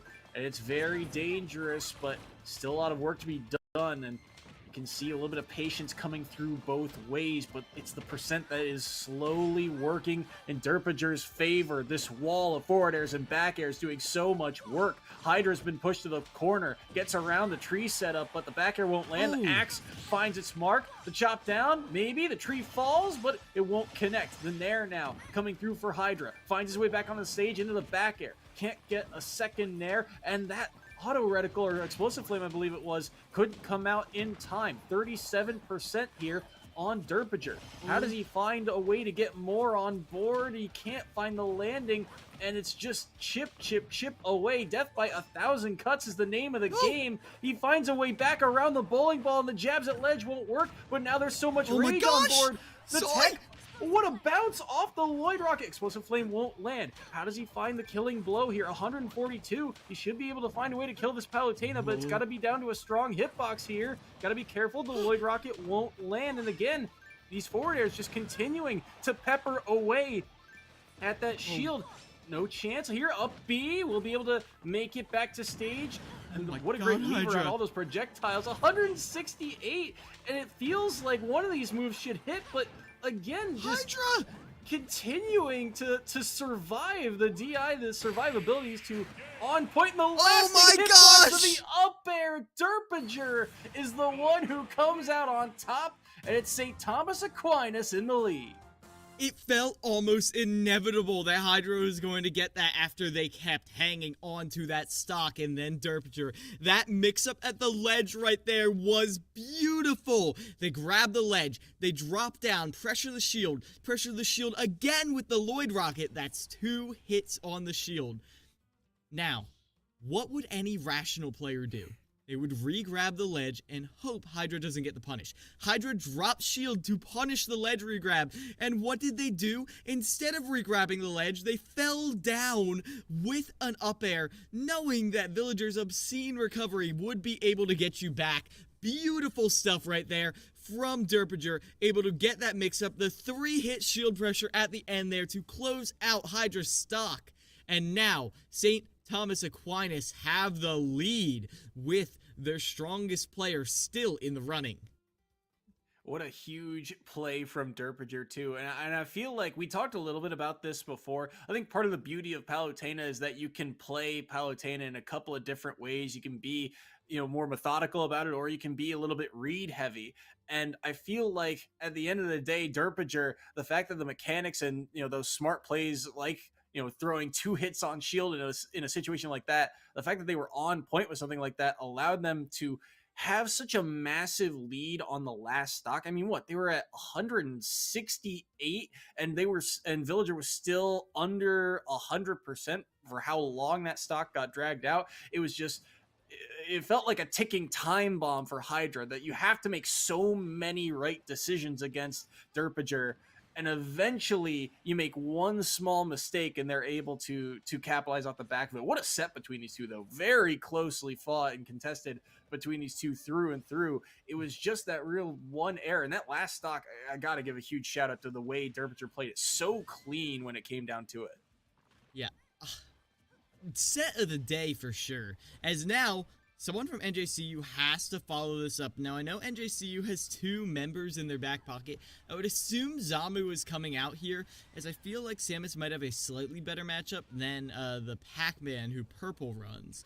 But that is not guaranteed. And either way, you've still got to get this stock off of Derpinger, hopefully without bleeding one in return. We've seen Derpinger sweep through these teams before and take down Hydra. That is no small feat, and Derpinger has to be patting themselves. Oh, here's that interaction. They get that. They wall jump up with the forward air and fall down with the up air. Oh my god, that was a thing of beauty right there. Love to see that. Yeah, that was so clean. And like you said, anyone else regrabs the ledge there, and maybe there's a punish, maybe there's not. Anyone else, but Derpinger saw the lines there, saw through, and was able to find that up air and take that stock. So again, Derpinger feels like once he gets rolling, he's just so hard to slow down. He's playing on fire today, and that is a scary prospect for the rest of this tournament headed forward, as we're still waiting to see, I believe, who is coming in. It is going to be Zamu, we're hearing, for the side of New Jersey City. So that's Samus going to be locked in here, trying to at least find a way to take one more stock off of this Villager.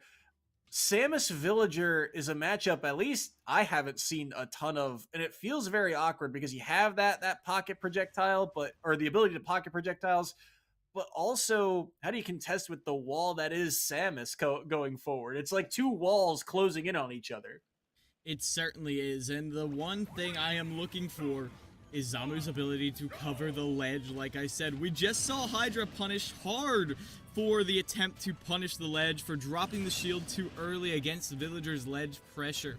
If Zamu is not able to learn from that mistake, we could be seeing something a little more deadly, but already I love this. Zamu's tricky movement might just be the thing they need, the key to get past this one stock from Derpinger, as that's what they're getting here, but getting laddered. Oh my gosh, the wall of pain. An early recovery forced right there, but Zamu is able to get the bounce right there, try to get back, but a low recovery force means that Derpinger can finish that stock.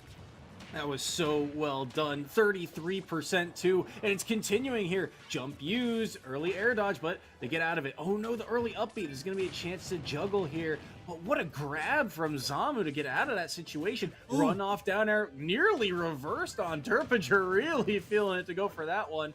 Upbeat again, burned early, but the fade gets Zamu back to stage, and he'll just continue to chip away at this percent here on Final Destination. Again, only 1 stock here. The fact that Zamu has already dropped one, it's a massive lead now for the side of St. Thomas Aquinas, but look at these, the forward airs continuing to buy himself some space to approach and move in and start to find that gap to possibly land one of the killing blows here. Zamu's got to be very careful. The grab gets interrupted there. Another early up, he falls out of it. Rapid jab gets the damage on board. Zare back to stage. Another up B. That won't kill quite yet, but Zamu knows that will eventually get the job done. What a catch from Derpinger. How did he know that neutral B was coming through?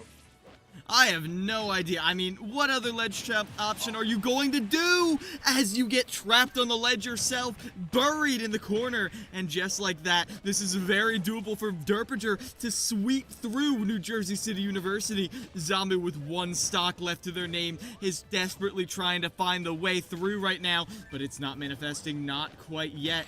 What else can they do? Finally, that nair. No, it's not going to be enough yet, Soy.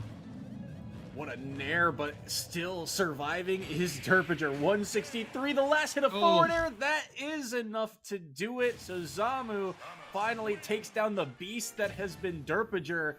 But at what cost? He's dropped 2 stocks. It's going to be 1-3 headed into the final set between these two. 5 stocks against New Jersey City University, an undefeated team right here, as now Zamu has only 1 to their name. Now, can Zamu do this? Absolutely. But it's not going to be easy, as we have seen the quality of players residing at St. Thomas Aquinas is not easily matched. Not at all, Soy. And that, oh my gosh, that performance, I know Zamu's the one who just took that, but that performance from Derpinger cannot be overstated. I mean, Derpinger, again, the way that Hydra looked at that very first set of the day that we saw, Hydra looked like he was on point. Like he had the download. He knew what matchups he was going to come into. And he looked like he was going to be a threat headed forward in this tournament. And Derpinger has come in and, I mean, again, it feels like he is just snowballing. The second he gets rolling, the forward airs are starting to land. It's like if he's at the casino, he's just finding the bets. He's just finding the cards every single time right now. And the fact that he takes 5 stocks off the board, that's over half of what you start with. That is a ton of damage that he has done. Yeah. And now because of that, New Jersey City, they are down to their last stock here on Zamu if they want to try and hold on to that undefeated record here in pool play. But it goes to show how kind of equal the competition here is at this Invitational. Only one undefeated team through the first 2 rounds, and here a team at 1-1 could be the one to take them down. That makes the competition even closer headed forward. It certainly does, Soy, as this is going as down to the wire as it possibly could. Zamu, the 1 stock warrior right now, is up against one of 2 players from St. Thomas Aquinas. Now, we've already seen Zack Attack. We have seen Derpinger. We do know 2 other players are there for them. Now, Samus, again, yeah, it is going to be Neo Joe coming out here. And Neo Joe, the thing Neo Joe has to be aware of is these ledge pressure tools. We saw the very creative options Derpinger was using to get around them, consistently using that pocket to trip up Zamu's ledge trapping, but now Neo Joe has to find a new way to do that on this Pokemon trainer. Neo Joe trying to ice this game. He's only got to take a stock in PT. That is a character that is well known for doing so. But Zamu, that tricky ledge movement could be fun to watch here, could be interesting. Last time we saw Zamu, he actually got caught a couple of times, right? Those tether recoveries got down aired instead by Polo on that very first round. And Ivysaur, that down air is very threatening moving forward. So Zamu's got to play very clean here. Has to find a way to take all 3 without dropping 1. Last chance here to keep that undefeated record on stage, but Zamu already under pressure here thanks to the Squirtle combos.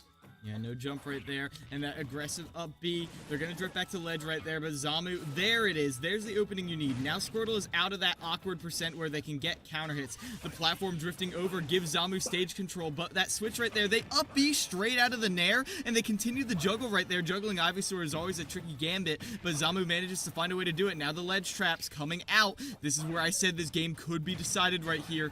Oh my gosh, the charge shot finds it. 1 stock to 2 right now. Can Zamu make this happen?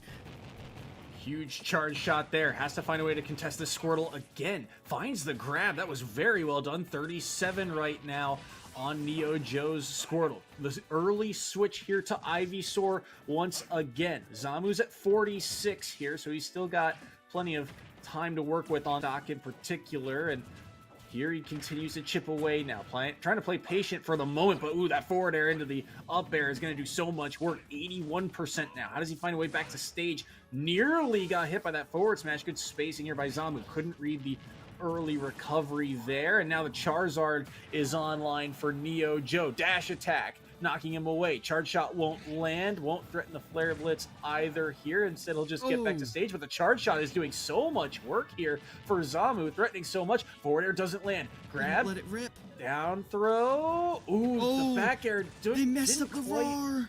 Didn't quite land it. 146 here. Dash attack. There's the up B, but Charizard's a heavy character. He'll survive this. At 162, there's a lot of rage on this character. That back throw nearly finding a way to take the stock. Zamu, the missile connects and buys him a second chance here. The nair, the backwards hit of it, nearly finding a way to take that stock, but he ran out of jumps or something there, an odd situation. So Neo Joe is on their last stock, and at 111, Zamu's got to play carefully here.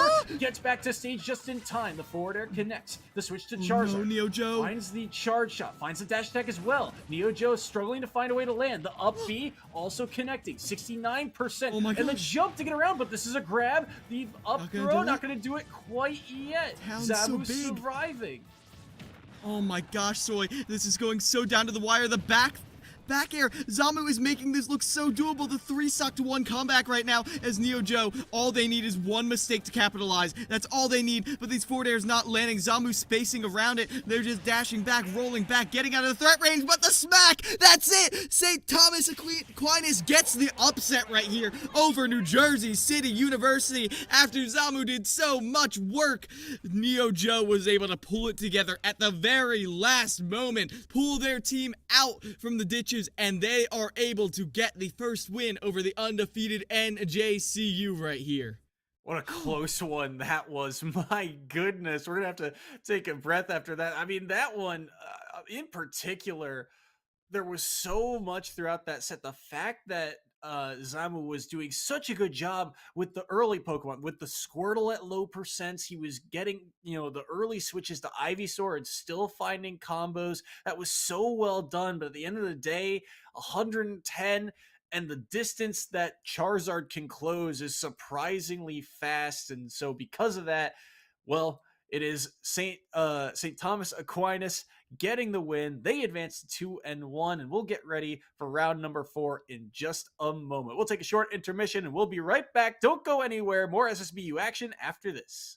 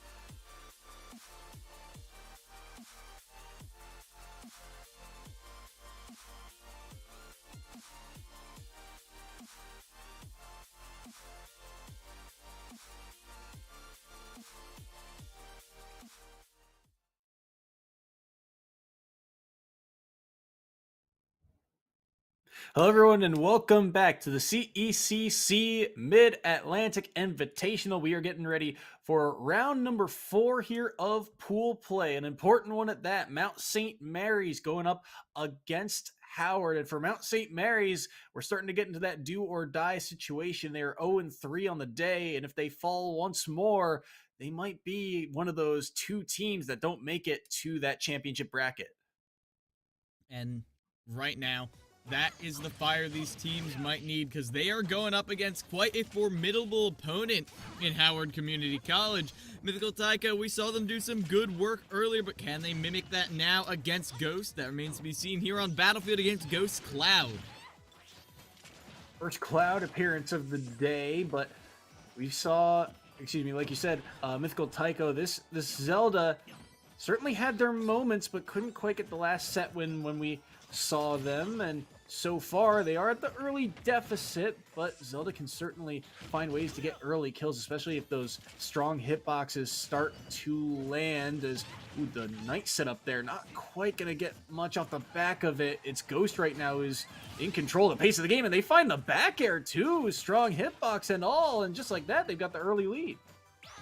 Yeah, and this early lead could be crucial right now, as, ooh, I love that. Mythical Taiko, we saw them using that up B as a mix-up a lot against Derpature, but eventually Derpature was able to catch on. And oh my gosh, Ghost just shoves that sword in their face again and again and again, and they weren't able to land. Finally, Mythical Taiko gets the edge guard situation, but I love that. That's the same mix-up they did before.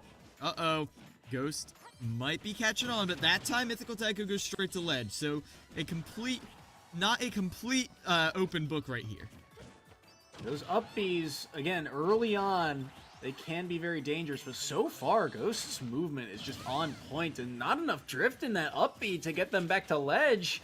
That's going to be down 2 stocks. It is Mythical Taiko on their last stock. They couldn't get the sweet spot there. It's Ghost who gets out of dodge at 102, and halfway charged limit continuing to be worked up upon. The Nair's also landing, threatening the down air maybe, but won't pull the trigger on anything quite yet. Just threatening a lot of options, and then late Nairs are connecting along with forward airs. Ooh, the cross slash there, tried to catch him on the platform, doesn't quite find the mark. Ghost is rolling right now, 102, and no limit on deck, but he does not care. He is hunting down this Zelda and continuing to be in their face. Speaking of up Bs, there's an up B of Ghost's own, and the drift on the back air is so clean. Ghost with a 3 stock to kick off the day.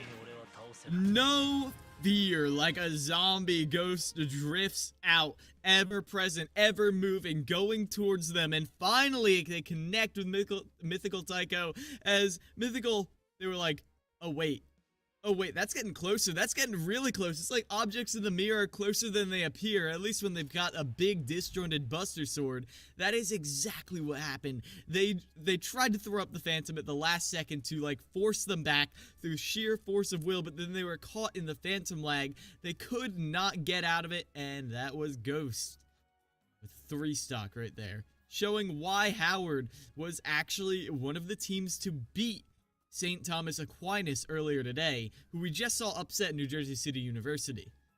That St. Thomas Aquinas round was way back in round 1, and it came down to the very last stocks. Howard is one of the teams that's at 2-1. We've got a couple of them, including now NJCU and St. Thomas Aquinas themselves, and also Old Dominion is another team at 2-1. So a very kind of compact middle ground through the first 3 rounds for a lot of these teams, but it still leaves the pressure here on a team like Mount St. Mary's. Again, they need these wins in the next 2 sets. Otherwise, they might be eliminated early from the competition here. It is only the top 4 that make that championship bracket that we'll see later today after this pool play. And for Howard, they are now in contention because of NJCU's loss last round for one of the potentially top seeds in that bracket. They could really use a win like this, and Ghost showing why this team deserves one of those top seeded spots. Yeah, these teams are coming closer and closer and closer, Soy. I mean, sometimes you come into one of these things and there's, one of your Bay States, your FAUs, they come in and they are like, oh, you know who's gonna win. This is not like that. All of these are so close, and with Dark Arrow coming in now to contest this, we're gonna see another chance for Mount to take on Howard. I mean, they're at a serious deficit right now, but it is still possible. 6-9 in terms of the stock count, and the fact that that the Zelda could not take a stock means that, yeah, this is basically a dead even game, but still there's just so much pressure here on Dark Arrow to get something on the board, to take down this cloud and mitigate the damage that they have already done. And so far, playing a little bit passive, I think. 24% here through the first 30 seconds of the game, dealt in almost exclusively to Ghost in that moment, but now Ghost starting to amp up that pace, starting to run around, especially around this shield, threatening a lot. Dark Arrow, I mean, finding some openings here and there, but it's Ghost. The movement is just so tricky, and there's so much to worry about here. Threatening so many options. Ghost is all over the place. What do you do when the movement like this is coming through? Look at the footwork, Soy. They're going up, down, around, all over these platforms, getting the parry into that blade beam, all charged up with a limit. That multi-hit will poke straight through Dark Arrow's shield. Ghost has yet to drop a stock right here, using Cloud's incredible mobility to mix up. I mean, they're making scrambled eggs right here out of all of Mount St. Helens characters.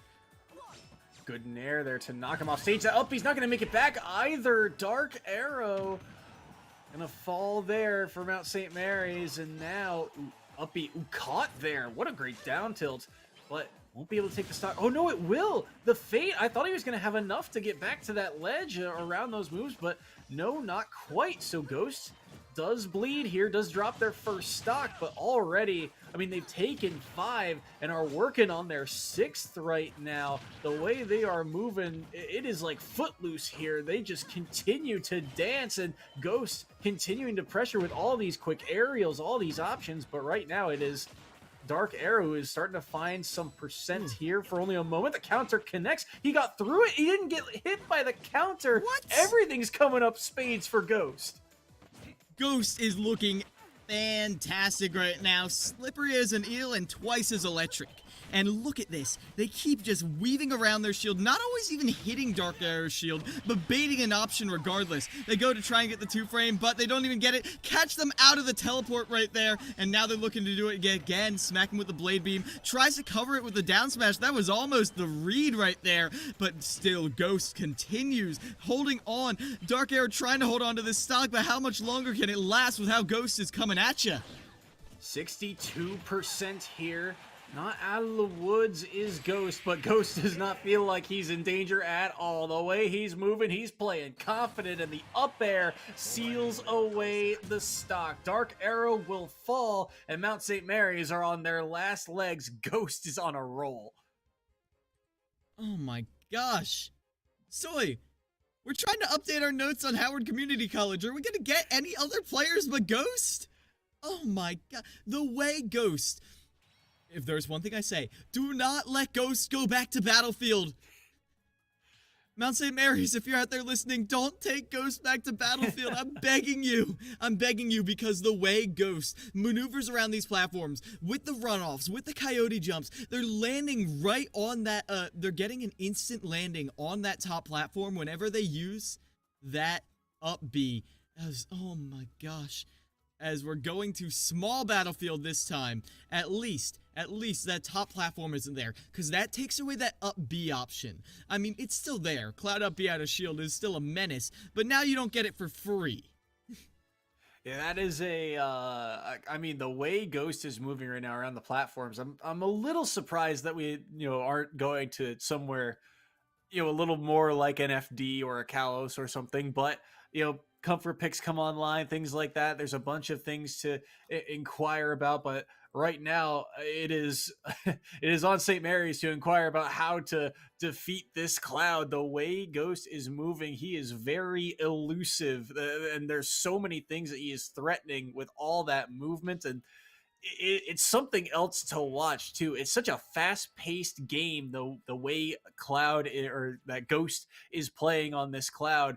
Terry going to be locked in here for the last life here of Mount St. Mary's. They aren't done necessarily if they lose, but they're going to need some help, and that is going to be a scary spot to be in. Here we go. Ghost drops that stock because he dropped 1 to Dark Arrow, and Sherman will see what he can do here. Last chance for the side of Mount St. Mary's. Howard right now on a roll.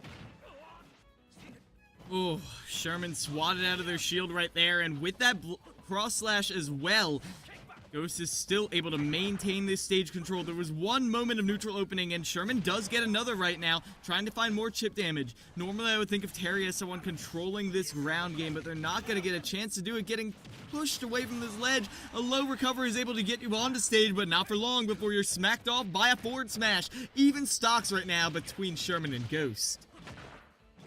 Ghost continues to just chip away here, only dropping a stock. 66% here. Terry can certainly take stocks early, especially if that limit gets burned, so that kind of recovery option off the table. 111, but it'll quickly snap back to ledge. Ghost is going to get hit there, and he is going to drop the stock thanks to the power dunk, so Ghost is now on their last stock, and Sherman's got 2 to work with, so he's got the lead, but what can he do about it here? Already so much damage has been done. Still has his jump though. Up B, just barely able to get back. Has to shield that forward smash. Dangerous spot to be in. Up B at a shield. Back to that platform. And at 97, this is where things start to get dangerous both ways. That goes online. The edge guard attempt nearly came through. Roll back in. Down tilt start to land. The forward tilt to get them away. Power Geyser won't be enough to hit Ghost there. The spacing not quite right. And the early up B. Oh, a tragedy. Won't be able to snap to the ledge. Sherman's on his last stock. Oh no, and with that crucial flub, this is an opportunity for Ghost right here. It looked like Sherman had to find the answer, but just like that, it's an even game. Sherman still has this ground control, though, to their advantage, but forced onto the platform. That's not where Terry loves to be. Jab, jab, power dunk gives you stage control again. Looking for this edge guard right here, this edge trap with the down air, but trying to call out a recovery option with the up B will be answered by the sword of the up B right here. The climb hazard is enough. Right now, Ghost is getting the opening they need. Good cross slash, sorry, not limit cross slash, but the damage on that move is still absurdly strong at times. 70% right now, and limit should come online momentarily. There it is, possibly looking for the read. Ooh, actually, I think he wanted to roll there, but didn't get it with that up B. Looking for a little bit of style here because Ghost right now is moving. He will die there, but the survival. Gosh. Thought the forwarder would be enough, and Sherman ends up living through it. He's on his last stock, but Mount St. Mary's is not done yet. Ghost bet it all on that forward air right there. They thought it would spike. They knew it wouldn't kill off the side, but they thought it would spike. It has that spike hitbox that everybody knows. Haha, funny forward aerial meme, but like, they didn't hit it. They didn't hit it, and that is why you do not overcommit with those forward airs. But I do not blame Ghost. They were feeling it. They felt like they had it. Terry has somewhat of a linear recovery, so they thought they had the lineup. It did not happen, and of course, Sherman with the intelligence to hold on, stall in the air with that burning knuckle. I'm not even sure if they could have made it back to stage, but it does not matter. Cloud can't stay out in the air, and that would be that. Yeah, and I mean, at least on the plus side, we get to see a second player from Howard, but the damage has been done. Ghost is a monster. I mean, we were talking about the players here who look like they'll be the anchors for their teams, right? We saw Derpager, we saw Hydra. Add Ghost to that list. 8 stocks taken in this match alone, and Howard, they've had some big wins. I mean, even the last round that they played, they got a 7-stock victory over Loyola, Maryland, who is still one of those teams in contention here in these pool play rounds. So, I mean, and I gotta assume a good portion of that is Ghost. The way he's playing, I mean, there's something to be said about playing with confidence, and Ghost certainly has it. Not just confidence, style. I mean, the way Ghost is maneuvering their character. It is a sight to behold. As now Vexel comes in. Only one stock on the board remains for Sherman. But as we saw with Zamu, one stock can be stretched a lot farther than you would ever expect. So Sherman still has an opportunity here to keep Mount St. Mary's in this. And the Rosalina Luma, again, another character that we don't see too much of. But what's interesting is, how is Terry going to be able to deal with the Luma in the first place? And I think the answer is very easily. Those dash attacks, those side Bs, the shield from Rosaluma does not cover the Luma. And because of that, you can get rid of Luma fairly easily. And landing hitbox! Oh no, Sherman! No! Throw all analysis out the window for that set, because that's a tragic one. Oh, what a way for it all to end there. Sherman, not even a chance to get things going there, and possibly about that comeback. His first stock looked so clean. He's got Rosalina Luma up to 97, the lighter character, and he doesn't get the chance to get back to stage. A tragedy for the side of Mount St. Mary's. Yeah, throwing Terry's trucker hat on the ground and stomping on it right there. That was a heartbreaker, but all to try and be like, it's even. No, that was Howard Community College all of the way. Mount St. Mary's, definitely Sherman mounting a good performance at the end, but it was not enough. The lead that Ghost built was insurmountable, and all they needed to do in the end was clean it up. And it was surprisingly easy, but they were still able to find the way to do it, still able to maintain that resolve, and that is why Howard Community College will be, moving on into this final bracket, and they are one of the teams to keep an eye on. The only team they have dropped to is NJCU, but NJCU has shown today they are not immortal. Gods do bleed. And so there is a chance that Howard Community College could be coming out in this Mid-Atlantic Invitational. Be sure you're following all the way to the end of this bracket later tonight. 3-1 on the day, and Mount St. Mary's, although they fall to 0-4, they've still got one more round to play out. It's actually against New Jersey City, but we will be getting ready for our next match of the day. I believe it's going to be Loyola, Maryland, who we have yet to see, going up against St. Thomas Aquinas, a battle potentially for that final playoff spot, depending on the results of this round 4. We'll get those results after a short intermission. Don't go anywhere. CECC Invitational is back after this.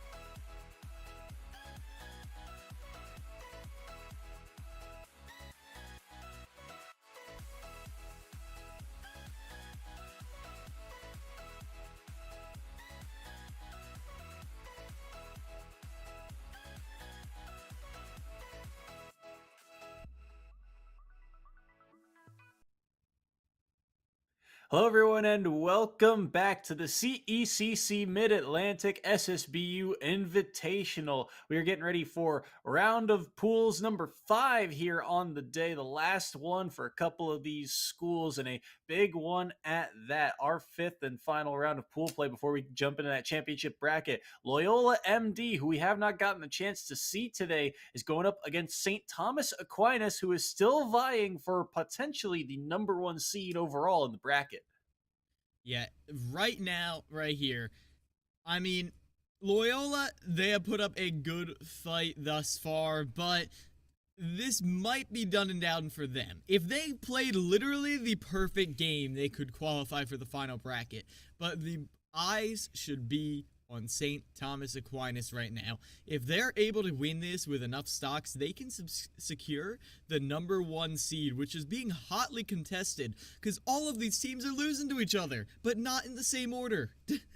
It is a wild kind of split. There's 3 teams currently sitting at 3-1 overall. St. Thomas Aquinas is one of them, and they are looking poised and ready for that number 1 seed, especially if they can handle business here against Loyola. We're seeing Zack Attack going in first here for the side of St. Thomas Aquinas on this Terry. We saw him earlier. Ryan is this Samus that you're seeing on screen for the side of Loyola. And so far, things relatively even here through the first 20 seconds as both players not afraid to just, bide their time and set up from across the stage. Yeah, Ryan playing a very retreat-heavy play style, and Zack Attack has not forced them to give up that range yet. And, I mean, if you're playing to try and get that perfect scoreline, Ryan is opening up exactly how you should. Forcing Zack Attack to approach, and then smacking them away for even daring trying to do that. Why would you try to approach? In a Smash game? Come on. I'm flashing back to the skit from Summit with all of the famous commentators. Never approach. Can't. That's him. exactly what we do. But right that is optimal against a short range character like Terry. That approach is optimal. Terry, powerful limbs, but very short and stubby, as Zack Attack is finding. But Ryan, they are also finding that Zack Attack is getting these ways in. Eventually able to finish them off before Zack Attack is able to use Go, though. Yeah, the missile there kind of locking him in shield, and the second he drops it, the dash attack comes through. That dash attack deceptively strong, and that charge shot too. Ryan doing a great job here of chipping away at this stock. 71 right now on Zack Attack, and that dash attack, again, going to force him away. Go not quite online yet, but he won't get the chance to use it again. The charge shot lingering there on the ledge, and just like that, it's 3-1, make it 2-1 as the power dunk ends up taking that stock. Loyola, though, putting up quite a fight right now as Zack Attack is faced with the possibility of getting 2-stock. Controlling this ground game, though. Ryan has not been able to force Zack Attack away as they like to do. Tries to fall through the platform, but right on the ground. That's where Terry wants you. They're able to get the opening with that nair, but not able to follow it up with a power dunk. But the constant pressure continues. Unfortunately, or fortunately for Loyola anyways, Ryan has that up B. They're able to use that get off me tool and continue the pressure right now against Zack Attack. That nair gonna connect. It's Terry who's off stage at the moment. Ryan, good air dodge back in. Or sorry, Zack Attack able to air dodge back in. And, ooh, actually, yeah, I like that up B to try and catch him. Just doesn't get all the hitboxes together and can't rack up that damage. But speaking of up Bs, the up B from the Samus can be deceptively strong at times with Go Online. Things are getting scary here for Ryan. Gotta play very carefully here. Oh, he turned the power geyser around, and because of that, well, Zack Attack gets to survive on this last stock, and a forward smash just is enough to do it from center stage. It's Loyola with a 2-stock lead here through this first set. Yeah, St. Thomas down in the initial stages right here. You got to remember, St. Thomas, if they want a chance, just a chance at that number 1 seed, they have to win it here and now. If they don't get that, then Loyola can, well, foil their chances of being one of those higher-seeded teams and also get a very good win under your belt. I mean, beating the team that beat NJCU, transitive property means you just got a massive win if you're Loyola. So they have a lot to fight for right here. Yeah, absolutely the case. And Loyola, they know they are not technically done and out quite yet, but they also know it's going to take a lot for them to come back. Not only do they have to win this one, but they also have to hope that Old Dominion loses their match. That is also going on. Old Dominion, by the way, gets Howard in this fifth and final round, who we just saw. Howard looked really good. Well, Howard also looked good because Ghost looked really good on that cloud, so that's a tough matchup for them, but that is a pivotal one that we will keep our eyes on as this one gets going. But it is, for the moment right now, St. Thomas Aquinas on the back foot. Zack Attack dropping that first set. And now you wonder who you send in to try and counter this Samus. We've seen Ampy's Wolf. We've seen the PT from Neo Joe. But Derpager is really that anchor that on this villager. We've seen twice come in that second slot, and we are getting word that for the third appearance on stream, he'll make his third appearance as the second man in for Thomas Aquinas. Yeah, after Neo Joe's nail-biter of a set against Zamu's Samus, I expect they do not want to play that matchup again, so pass it off to the anti-zoner himself, Villager.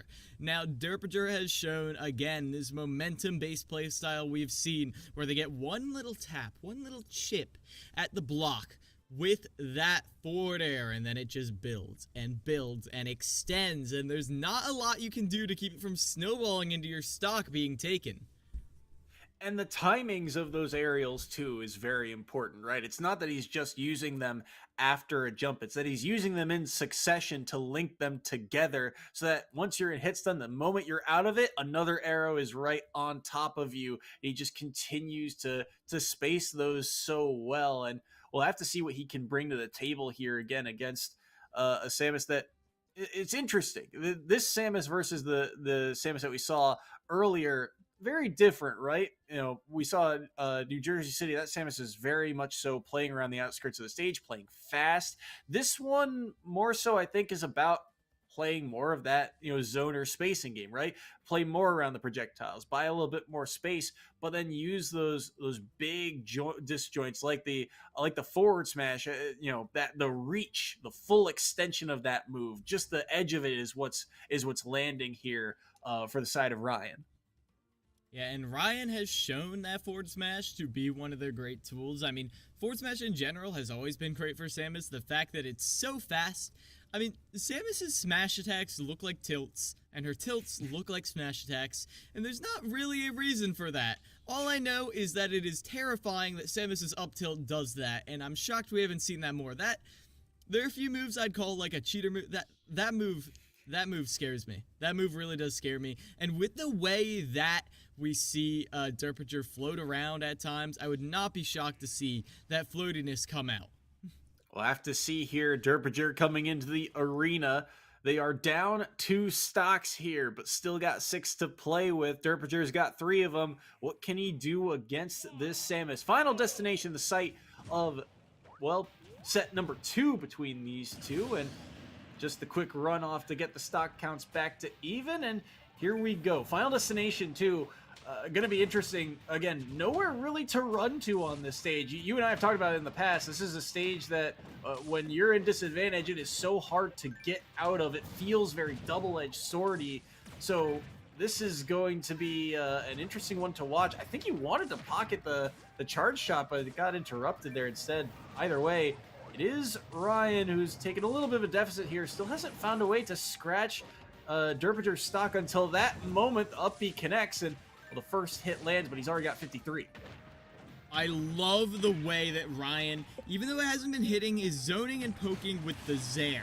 But that is really the only advantage afforded to them, as that bowling ball will end up finishing off Ryan's stock. The parry right there into the tree chop, into the tree, falling on them. 44% from one hit right there, and they absorb that up. 73%. The log extends this combo, so it's not done yet. Not done yet. Ooh, good nair to knock him off stage. That Zair was dangerously close to getting caught by the bowling ball. And the up Up air, strong hitbox, and all seals it away. Derpager, solid control in that matchup. He evens up the score. And just like that, 2 players apiece are on the line here.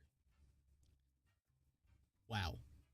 Just wow. The way Derpager goes into the corner when it, like, honestly, I think the time when Derpager is the most terrifying, Soy, is when their opponent is coming down off of the Angel platform and they have a tree set up in the corner. The amount of times I have seen that situation, someone with platform invulnerability get reversaled, is astounding. Derpager always finds a way to turn that around. A parry into a tree chop, into the tree falling on them, into throwing the log at them, into a pocketed missile, finishing the combo for 91%. What? What? Okay, sure. Like, yeah, it's something else to watch too, and it's not just that; it's that it keeps happening. People are still, today falling for it, and there's no real easy answer other than just don't approach or don't go in, don't fall towards that tree. That is a trap. That is a disguise that Derpager has used a couple of times. And here's an interesting little bit of a mix-up. We haven't seen King Dedede today, and that's going to be the answer for Loyola into this villager here. MBB being locked in, and Phyllis Nation the run backstage. yeah, using Dedede's unique reflector right there, but Derpager already evens up the percents. Using this Lloyd Rocket to cover the ground as they approach in the air. The two-pronged approach has been very good for making sure that no one can really get a solid defense going, but all the inhales in the world can't save you from 2 projectiles at once. The gullet is not quite big enough. Continuing to chip away with all these forwarders. Such a big body, too, is just going to be hit by so many different projectiles. You got to worry about, how that Gordo is going to interact as well, especially if something maybe like a strong hitbox connects, but you got to worry about something else. The berry lands into the, the bowling pin, and because of that, MBB is holding on to this ledge for now. They're at 129, but it feels like they're working on borrowed time. 40% right now on Derpager's first stock. 132, 138. These forwarders just doing so much work. Great parries, but has to roll out of it. There's nowhere for him to really go. And just this huge body of King Dedede is getting hit time and time again. Ooh. And Derpager's spacing is so clean. The Nair also connects. There's nowhere to go except for straight into the bowling ball. Derpager's got the lead. And here's the setup. They don't overcommit like that. And what I have been seeing, Soy, is Derpager throws out this Lloyd Rocket, and when Dedede is in the very slight inhale lag, that is when Derpager goes in to strike and finish them off. That little interaction right there. Look at that. They wait for the inhale lag, and then they go in and they get a hit on them. They sometimes get counter hit, but even then, they're always getting a hit out on Dedede. It's so smart, too, because that is the move that he wants to use to try and counter all of these projectiles. So to space around it so well and find ways in, find the counterplay, it's so well done by Derpager right now. He's got the stock lead, and he's already got MBB up to 112. Dedede can take stocks relatively easily. They've got a decent amount of kill power in their kit, and they are a heavy character, but the problem is they just can't find a clean way in. They gotta fight through all these projectiles, and the strong hitbox of back air connects, and just like that, Derpager has taken 2 stocks off the board of this Dedede. That's 3 in this match alone, and he's looking for a 4th here, but at 108, he's got to play a little bit more carefully here. Playing around center stage, and gets the grab, and the combo continues to be worked away at. The way villagers' combos are just little taps that lead you to your doom. I can't believe that. Finally, the down tilt will finish off that stock, but is it too little too late? Can MBB bring this back? They look so clean in the opening stages of this match, but Derpager found the counterplay to all of their mix-ups, and now it feels like every single time Derpager has the edge in these interactions, landing on top of them, but Derpager falls right back down with a Gordo into a forward air of their own, enough to finish off that stock right there. MBB falls, and Derpager proceeds on with still 2 stocks to their name. What a play right there. And again, the tree is a disguise in that last very moment. He uses the tree setup. You think, okay, maybe he'll try and get the axe ready, or maybe he'll try and use that tree to cover the landing. But instead, he plants the tree, grows it, and then instead immediately goes for the edge guard. And such a smart play there, too. Pocketing the Gordo is one thing, but then also landing the Nair into the Gordo afterwards. The fact that the spacing on those aerials is just so on point. It's beautiful to watch. And Derpinger showing why he is a menace in this bracket. Yeah, and what I also loved about that, Zoe, they didn't have anywhere to go. The tree was right there. They would have had to commit to a roll or something. That landing was more or less stuffed out as soon as they began to initiate it. Right there, MBB annihilated. And now one last hope to maybe get something going against Derpinger. We're not sure who it's going to be yet. Okay, Aaron the Great coming in. And, well, they better live up to their name if you want to contest Derpinger. That's all I'm saying. You saw them, Aaron. We're getting word that PS2 is the stage. And like you said, Aaron has got a full ahead of him. Again, this is Loyola's last legs, but St. Thomas Aquinas, they are looking to try and secure themselves that #1 overall seed. If they get a large enough margin of victory here, they might just be able to pocket it all themselves. But here we go. Hero being the character of choice to try and counter this villager. Last player, 3 stocks on the board for Loyola against Derpinger, the anchor of this St. Thomas Aquinas roster. Now, Hero is a very, I feel like, I mean, he's the roulette wheel, right? You never know what spell you're going to get, but we've also seen Hero, because of things like the critical hits on smash attacks and the number of spells that just have so much power, they can take stocks fairly early. So it's a question, I think, of, you know, can those hits be connected together? Because right now, Derpinger is not going to allow you to have the time to connect hits together. The tree shield breaks at 52. The bowling ball is going to seal it away. Derpinger does not care what you have online in your menu. He will take it to the house. Derpinger is up and evening the stock count, but everything is coming up his way. Oh my gosh, the way he drifts back with all the aerials. Derpinger is so safe yet so deadly at the same time. With the grab right there, and you can see now Aaron the Great has found a time to start sifting through that menu, but they're not finding much of anything so far. Lands with that fair. The Kaboom gets stuffed out by a projectile of Derpinger's own, and with that forward smash as well. Look at this. The air dodge is forced. Derpinger isn't there to cover it for once, but Aaron the Great only has one more chance right here as they're sent onto this platform tech chase here in the corner. I'm terrified for them. They can't get out. Forced to a very low recovery. Not pineapple though.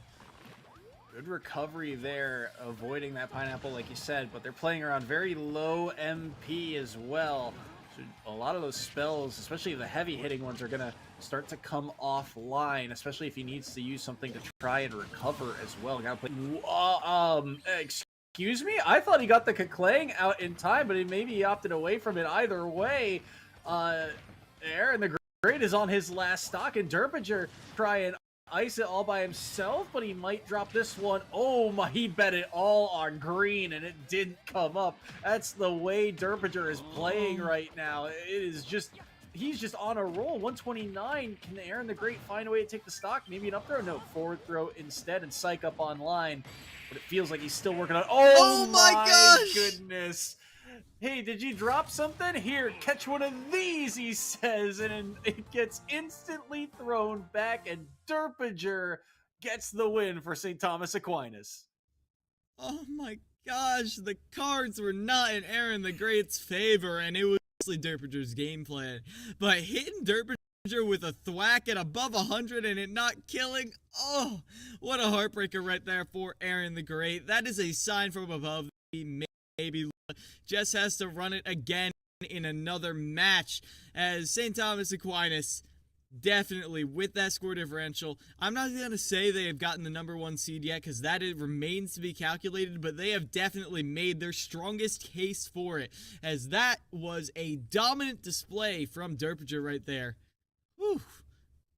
What a, I mean, all of that was just so fun to watch. Derpinger is on a roll right now. He looks like the player to beat in this bracket because he is just tearing up a lot of teams the way he is playing, and that is a huge win, like you said, for St. Thomas Aquinas. We're not sure about those tiebreakers quite yet. We're still waiting to see some of those results, but we'll get that all calculated and ready for you after a short intermission. When we come back, it's playoff bracket time. Top 4 teams, single elim show one. Don't go anywhere. We'll be right back.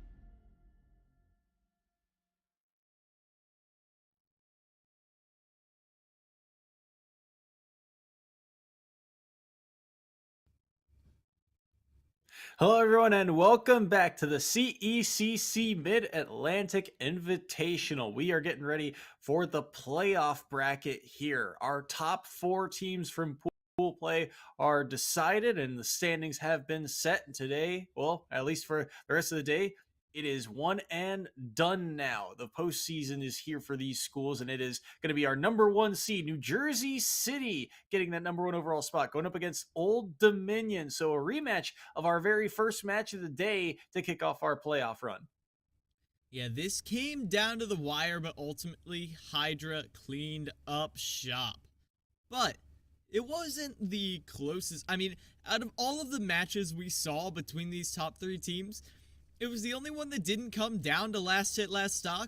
But that's not really saying a lot because it came down to 2 stocks for Hydra. Like, that's not a crazy difference. That is not like, it was unwinnable last time, GG's go next. No, they have a real shot in this. Old Dominion could take this home right here if NJCU isn't ready. And after taking an L earlier, I feel like they are more than prepared, but Old Dominion has some tricks up their sleeve.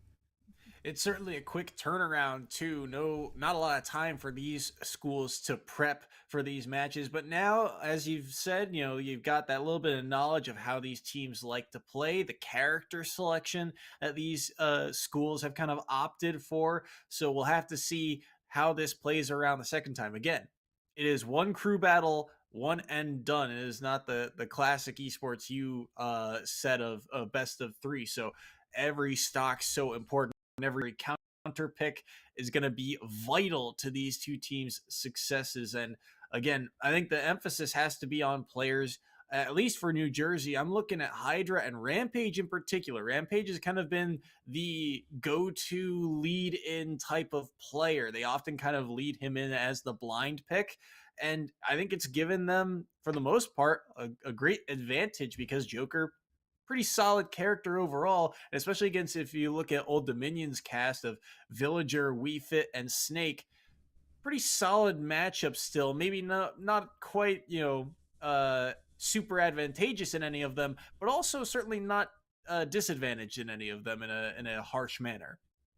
Yeah, certainly not. As we're going to be getting in right now, I'm looking to see some key gameplay adaptations right here, or a complete switch up, as INDX is going to be coming in from Old Dominion University, taking on Rampage, the classic opener right here. Now, I feel like Joker does obviously win this, but there are definitely a lot of tricks you can do, and I do certainly mean tricks, because that smoke bomb that he drops down, well, not only does it pack a punch, but it also gives so many mix-ups to Toon Link's movement.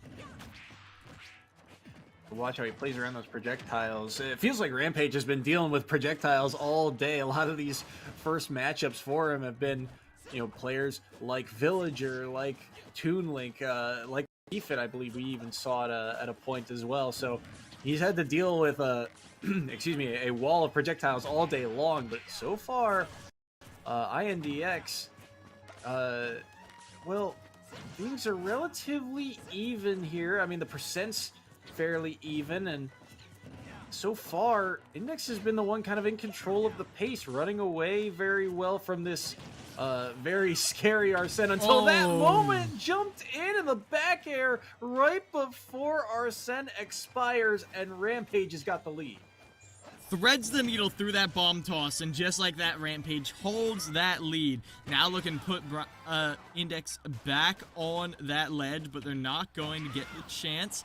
Juggle situation right now. They cover the middle, and then when they see Rampage isn't drifting that way, they run over and grab the other side. Option coverage right there, forcing them to drift towards the corner and then punishing them for going there. 147 right now on Rampage, still trying to find some extra credit on the stock. He's done 24. But Index is trying to find something. One strong hit is all he really needs to be able to take this stock, but Arsene should come online at any moment now. You see that bar? There he is, 151. This would be a scary place to be if Index had any more percent on him, but they do find the bomb into the forward air eventually, and Index has evened up that stock count and, most importantly, gotten rid of Arsene. Oh my gosh, and that anti-air in the form of that up tilt, they just want Joker above them, which is crazy to think about because the down guns are such a factor, but the fact that Toon Link is able to juggle so efficiently is such a boon in this matchup. 62% means Arsene, it's their turn to play, drifting all the way down for that, but get up right into that up B. Have a strange interaction there, but they kind of get away with one. That up B ends up catching Rampage, not able to get back from the ledge, and the bomb also edge guarding, but there, the bomb almost sabotaging Index as it nearly knocked him into that forward smash from Rampage. But things still relatively even. It is Index who has that percent lead, but we saw it didn't mean too much at the end of stock number 1. Now the back throw to get Index off stage. Bomb will hit him back, and Rampage finds a way to land safely. The side B connects. Both players here playing a little bit cautious because they know this stock is important. What a down air there from Rampage. This should be a back air, but he doesn't quite get the spacing. Interrupted by the bomb, but he'll still be able to snap the ledge, but it does not matter. You ran out of time, and the forward tilt takes the stock. And now without that, I love what I'm seeing right here, but with them going high, it's going to be an even game. Rampage still the jump to bounce right on up there and get that back air, sweeping the stock away. Oh, that jump call out from a year in the past was able to get them, but even so, Index wasn't able to fully follow up, and that means it's an even game so far, chipping away at each other. Percents almost dead even between them. They were for a moment, I think, but the back air lands and the bombs now starting to come through. This projectile gameplay. Rampage, again, has been dealing with it all day, but now Arsene is online early here at 45%. What can he do? That up B will knock him away. He's at 61. Has to deal with the boomerang and the bomb and the arrow. He caught the bomb and the dash attack fought through. Great bomb catch there, actually, by Index. He caught it back and actually ends up being knocked away from it for now. Arsene is gone. Rampage is at 93% here. Good forward air from Index, and Rampage can't find the grab. This is the kind of portion of the game where these two have opted to play a little bit more cautious and look for those setups, but now, oh, that's a whip and that's a forward smash. Pull the trigger early and gets punished. It's Rampage who gives New Jersey City the lead. That was confidence right there from Rampage. In the smoke of the bomb, with a multi-hit still active, they dash forward, they commit to a dash, 100% certain in the timing that they're able to get that forward smash right there as, woo, that was beautiful right there from Rampage. What a huge stock there from Rampage. Again, he won, at least for the most part in terms of percent, at the deficit throughout the majority of that game. Stock number 1, he was able to find that back air, which was a very clutch move to spot that jump and catch it. And then even in stock number 2, he was at about 120-ish by the time he ended up, I believe, dropping his stock to a forward air. So the fact that he was at a deficit through most of that stock shows me that Rampage, his survivability is a huge portion of his gameplay. And on top of that, the fact that Arsene kind of gets mitigated at times, it was really well done. Great adaptation throughout that set by Rampage. Yeah, I mean, I did like a lot of the stuff from Index. I love the way they use those upward toss bombs. A lot of people, they see top players doing that, and they don't really know why they do that. They just throw those bombs up, and they're like, yeah, I've seen all the links do this. This seems right. The reason they do that is it covers an option or forces an option. When they're above you, you throw it up not with the intention to hit them, but to be like, okay, this is obstructed airspace. You've got to go the other way. Sorry, turn around now. And that's exactly what they did. They were controlling the air repeatedly with those upwards toss bombs, and sometimes they would get the hit, but more often than not, it was the threat of the hit that would push Rampage into another hit. Like that. It was Rampage to come out on top, and now with one stock remaining, they're going to have to face the next representative from Old Dominion. Old Dominion's opted to send in Germ. Germ is the villager that we saw the last time these two teams met way back at the beginning of our broadcast. It was Germ who went up against Rampage, and it was very close. I believe that match, actually in particular, came down to the last stock. So another Villager versus Joker match seems to be destined for us here. And again, Rampage only won by a stock, but he doesn't start that stock off at 100-ish%. Instead, he starts it off at 0, which means he's still got a chance to earn even more extra credit here. And the way New Jersey City's been playing, every single player on this team has had kind of moments of brilliance where you think they could be I think a very double-edged type of sword and kind of get a lot of work done. We'll have to see if that's the case here as we get ready. Stage you'll see on your screen coming up here as Germ on the Villager being locked in. It's Yoshi's story, stage we haven't seen today. Yeah, I mean, I can understand why they would like this. We saw a lot of what, we saw from Derpager what Villager can do with a set of platforms with them. And in addition, the fact that the ledges here hang a little bit over the side of the stage means that Villager can pressure you in so many different ways, has so many different angles from which to throw that flower pot, to drop that bowling ball. It's going to be great for cover and recoveries. I love this pick from Germ, and they're using this platform movement to punish Rampage thus far. Good back air. Oh, the drift, so terrifying. Is he going to be able to make it back? Yes, he is. Arsene ran out, but that grapple is just so strong in terms of recovery. The guns will interrupt the balloons, but only for a moment. Germ will be able to make it back to stage. And Germ's use of the Lloyd Rocket is very clean right now. Wanted the full combo there. Found the drag down the up air, but couldn't get much afterward. Germ just buying some time. Rebel's guard means that Arsene is on his way even faster now. The down air lands. The back air going to trade with the Lloyd Rocket. It's not a trade that he wants, but he's so close to taking the stock. I mean, Villager, relatively light, 107, but the up smash is just enough. The last hitboxes catch him, and they're back to even between Old Dominion and New Jersey City. Yeah, Germ striking back right there, and that might have been a bit of unfortunate DI, but when you're being caught in the landing like that, DIing down, maybe you're not always getting the exact optimal way you'd like to be going, so I can understand how Rampage might have been caught in that little mix-up. Multi-hits will get you. It happens to the best of us, and you're still 6-6. You still did your job, because now New Jersey City University is the one who gets to counterpick. Even though you lose that one stock, you don't have to deal with that Villager counterpick that I was talking about. Yoshi's is so strong for Villager. Yeah, I love the idea there, too. I mean, like you said, the Villager on Yoshi's story, a stage we don't often see, but they were able to do such a good job on it. And now, if you're New Jersey City, now you're left with the question of, okay, we know we're going up against the Villager next. Now, who do we lock in? Do we opt for that Samus that can play around the projectiles just as well, but we have to worry about that neutral B pocket?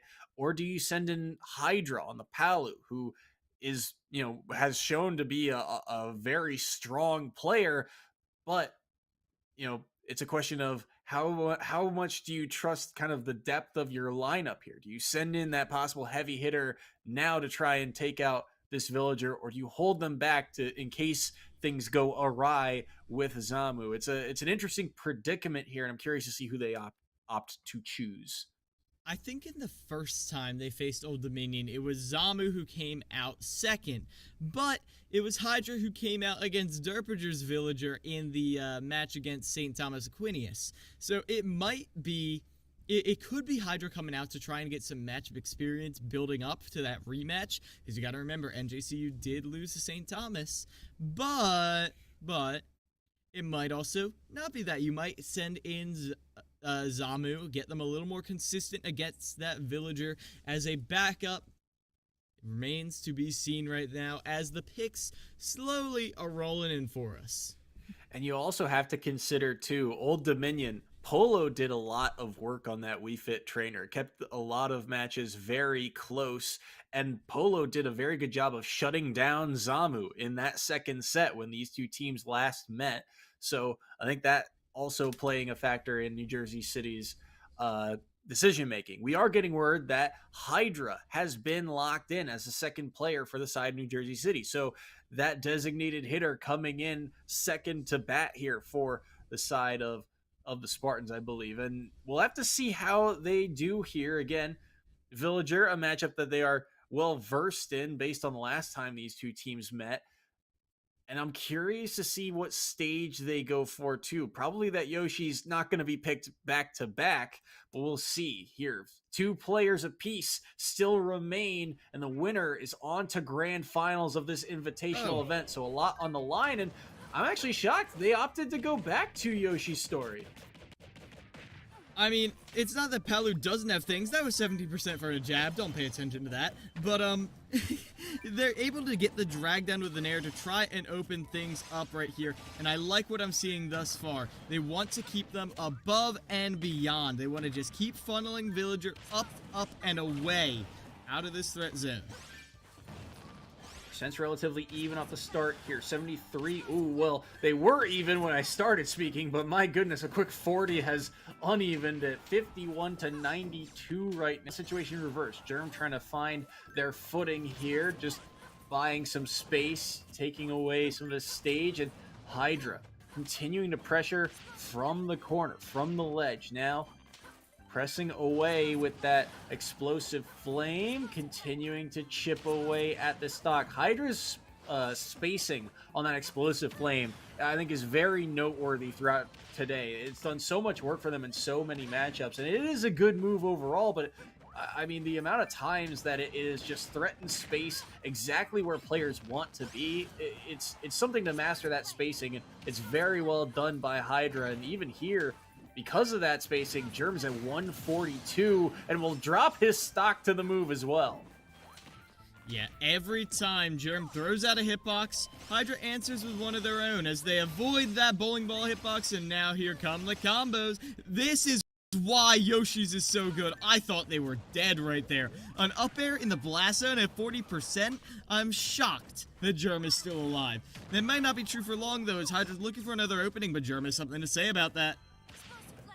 I'm actually shocked as well. Maybe if he had a little bit more rage coming through or worse DI, but Germ able to survive either way. But now he's got to find a way back down. Ooh, big down air. You knew that another up air was destined his way, but Germ is able to get out of it for the moment. Good work around there on the auto reticle. I like the idea of that nair, but no luck quite yet. Oh, what tricky movement there. Even though he only down airs a balloon, he stalled for so long, but Hydra was poised and ready, but couldn't quite connect on that stock. And Germ still trying to find a way to take Hydra's first. Mash is out of the grab, and the Lloyd Rocket trade saves his stock. What an interaction. Down smash won't land, and I mean, Germ is doing a fantastic job of surviving around a couple of these fantastic setups. Yeah, they're spacing out, but one misplaced dash. That's all Hydra needs to get another offstage situation. The ledge trap coming out here, but Hydra elects to play safe, which I love to see. I love it, because that right there is why. It doesn't matter if you're not getting the kill at 90 or whatever.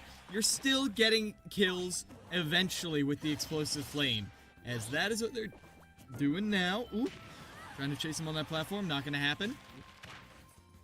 Chop the tree down, but won't be able to get it off stage. 153 on Hydra's first stock here. What? The combo game? Another up air? This is a lot of rage, too. That explosive flame connects? Is that the stock? No, just barely surviving. Using the pocket, too, to avoid that second explosive flame. But that's a good grab, and that's going to be the stock. A well-earned one at that for Germ, but Hydra, again, they're only... I mean, they start the second stock off, and they've got 78% on Germ's last one. All the damage has already been done here. It's just a matter of time, it feels like, but we'll have to see what Germ can do. Their survivability has been, I think, a staple to their gameplay so far. They're continuing to try and buy themselves time around this ledge, but the read on the roll in and that explosive flame just does so much work, covers so much space, down tilt as well, sending Germ off stage, coverage on all of the projectiles there to make sure Palutena stays at that ledge. Dash attack won't land, the Nair will knock him off once more, and just very passive, slowly getting back to ledge, gets the get up attack. Dash attack now for Germ.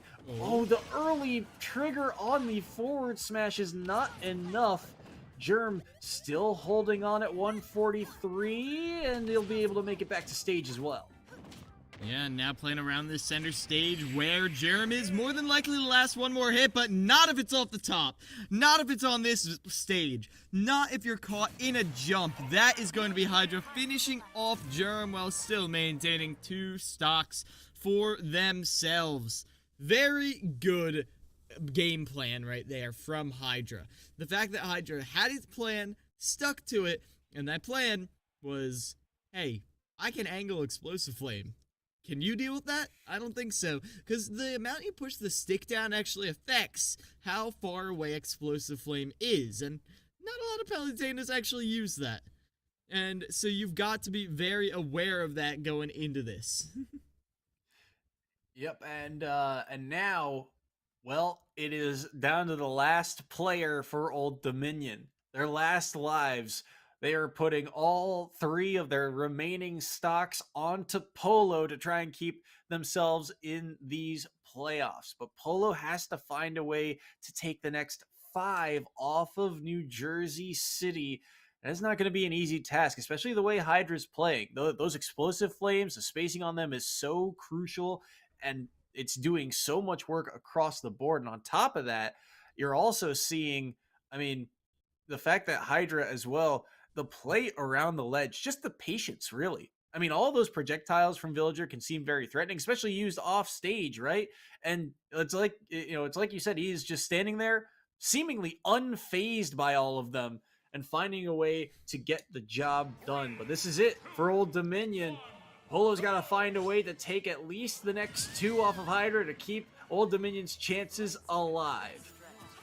Yeah, and that's exactly what Polo is going to do. Polo had a very good performance against Rampage, but can you mimic that now? Going to be a lot of the same ledge pressure we've seen before. Again, Palu having a tool to contest people on the ledge without putting herself at risk is such a massive factor right here. We'll see if they're able to bring it into play here against Polo, dragging them down onto that platform, forcing Polo to expend resources, but Polo not punished too hard yet. Down throw back air will hit though, and in that corner the explosive flame will rack up even more damage. The catches on the ledge, too, are just so clean from Hydra. Things like the down tilt are connecting into the back air as well. And because of that, Polo is up to 116. Has to find a way to deal with all these projectiles. But the down throw into the back air, well done by Hydra. And that is the first stock of Polo off of the board. Hydra now at 88%.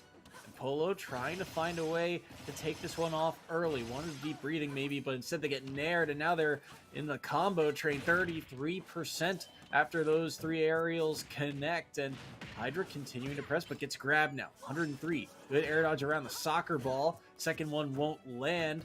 A few boxing options back and forth, but Hydra just opts to buy space, and Hydra, just the conversions are so clean right now. Every nair is into a follow-up hit. Every ledge interaction is into a back air. Just everything is ending in those solidly strong hits, and Hydra has built themselves up a pretty substantial lead despite being at 135. They got out of the jab for a moment, but they still dropped the stock to the up tilt. Yeah, I love that coverage right there from Polo. I've never seen anyone get out of that, but Polo was ready for it nonetheless. But even so, now you get up attack Hydra at ledge, the wings comes flapping down to punish you. Now you can see with deep breathing, they get a landing, and they get that 48% that he gave from 2 interactions. But is that enough? You can see slowly making this look like more of an even game with the bury right there, but not catching the mash out means that Hydra gets an opening. 27% on Polo's last stock, the last chances of Old Dominion, but 88 on Hydra. Good roll in. That's a berry. Oh, but the mash out from Hydra, so clean. 98%. And with deep breathing, Weefik can take stocks relatively early, but they'll lose it now. 64 on Polo, make it 73. Has to find a way back to stage. Has the jump to get around the explosive flame. Sent the soccer ball the wrong way, but they'll continue to play around this corner. The explosive flame lands. 115, second one, stalling out. Oh, he got knocked back. Wait, soccer ball, throwback, back air. Is that it? Yes, it is. Hydra is ice cold, takes the stock, takes the set, and sends New Jersey City to grand finals. New Jersey City Gothic Knights are going to be repping their team in the grand finals here, and what a show to put them there. Rampage. Great performance before being taken down, and then it was the Hydra show all day long. And I mean, there were obviously some moments of brilliance coming out from Old Dominion. You wouldn't have gotten this far into the playoffs if you weren't a great team. They got some very good wins throughout their bracket run too. Ultimately though, I felt like Old Dominion was very consistent throughout their roster. They didn't have that X factor, that clutch factor that these other teams have, pulling them out through almost impossible situations, and ultimately Old Dominion is going to fall in these semifinals. A great showing by them overall, but like you said, just not enough in the tank. Could not find a way to deal with the wild card that is Hydra, the old guard of this Smash scene. And because of that, New Jersey City, they've booked their ticket to Grands, but they're not quite booking their ticket to Atlanta yet. They await the winner of our next matchup. Should be a fun one. It's going to be Howard versus St. Thomas Aquinas. A battle for that second spot in grand finals coming up after a short intermission. Don't go anywhere. We'll be right back.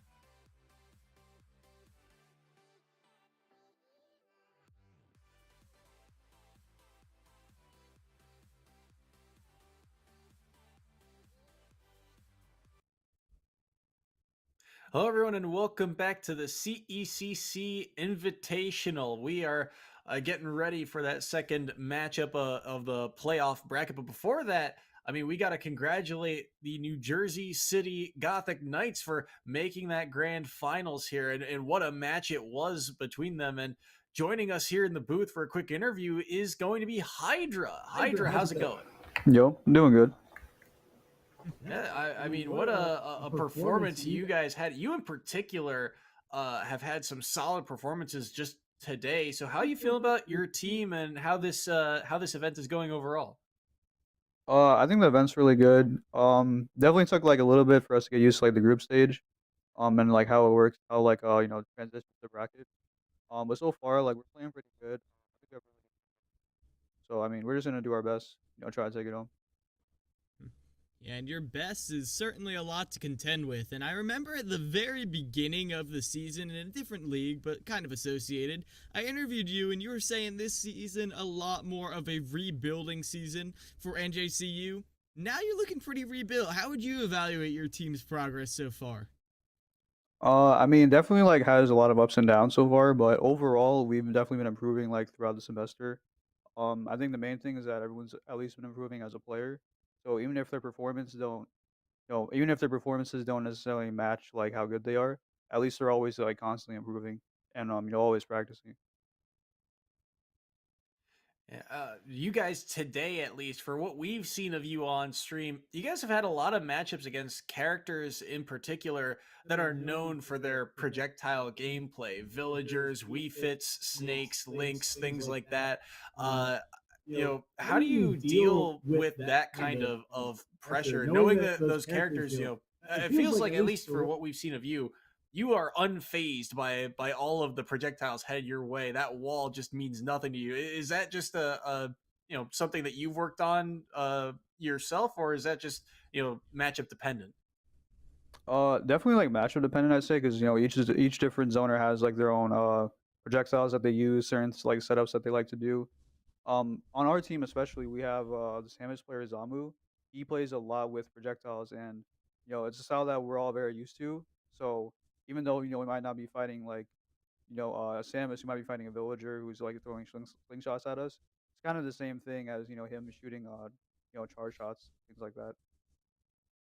And now, looking forward, it is going to be either Howard or St. Thomas Aquinas that you'll be facing off against, and you've played them both already. So, if you were to ask, what team would you rather be facing in these grand finals? It's hard to say. I think we'd have a better chance at beating Howard, but the other team, I know that like their villager is extremely good, so it would definitely be a good run back to play against them at the same time. So I think we would, at least for my team, we'd rather fight Howard. We'll have to see. All right. One last question for you here while you're with us. Is there anyone you'd like to shout out or thank? Or, the floor is yours. Definitely shout outs to the NJC esports scene. I actually had a talk with one of the managers of it yesterday. We're talking about the scene and everything. I mean, they worked really hard to make all this actually happen. They pretty much started from the ground up. University doesn't help us too much, so it's a lot of work on them, especially to like not just start the program, but to even keep it running. But yeah, I mean, for as far as the NJC Smash team goes, like we're always gonna keep on doing our best, keep improving, going to tournaments, things like that. So yeah. All right. Yeah. You love to hear it. All right. Thank you once again, Hydra. And we'll see you in grand finals momentarily. All right, thank you. All right. And with that, we will be cutting to a short intermission to get ready for that second semifinal. When we come back, it's going to be Howard versus St. Thomas Aquinas for that second grand final spot. You're not going to want to miss it. So don't go anywhere.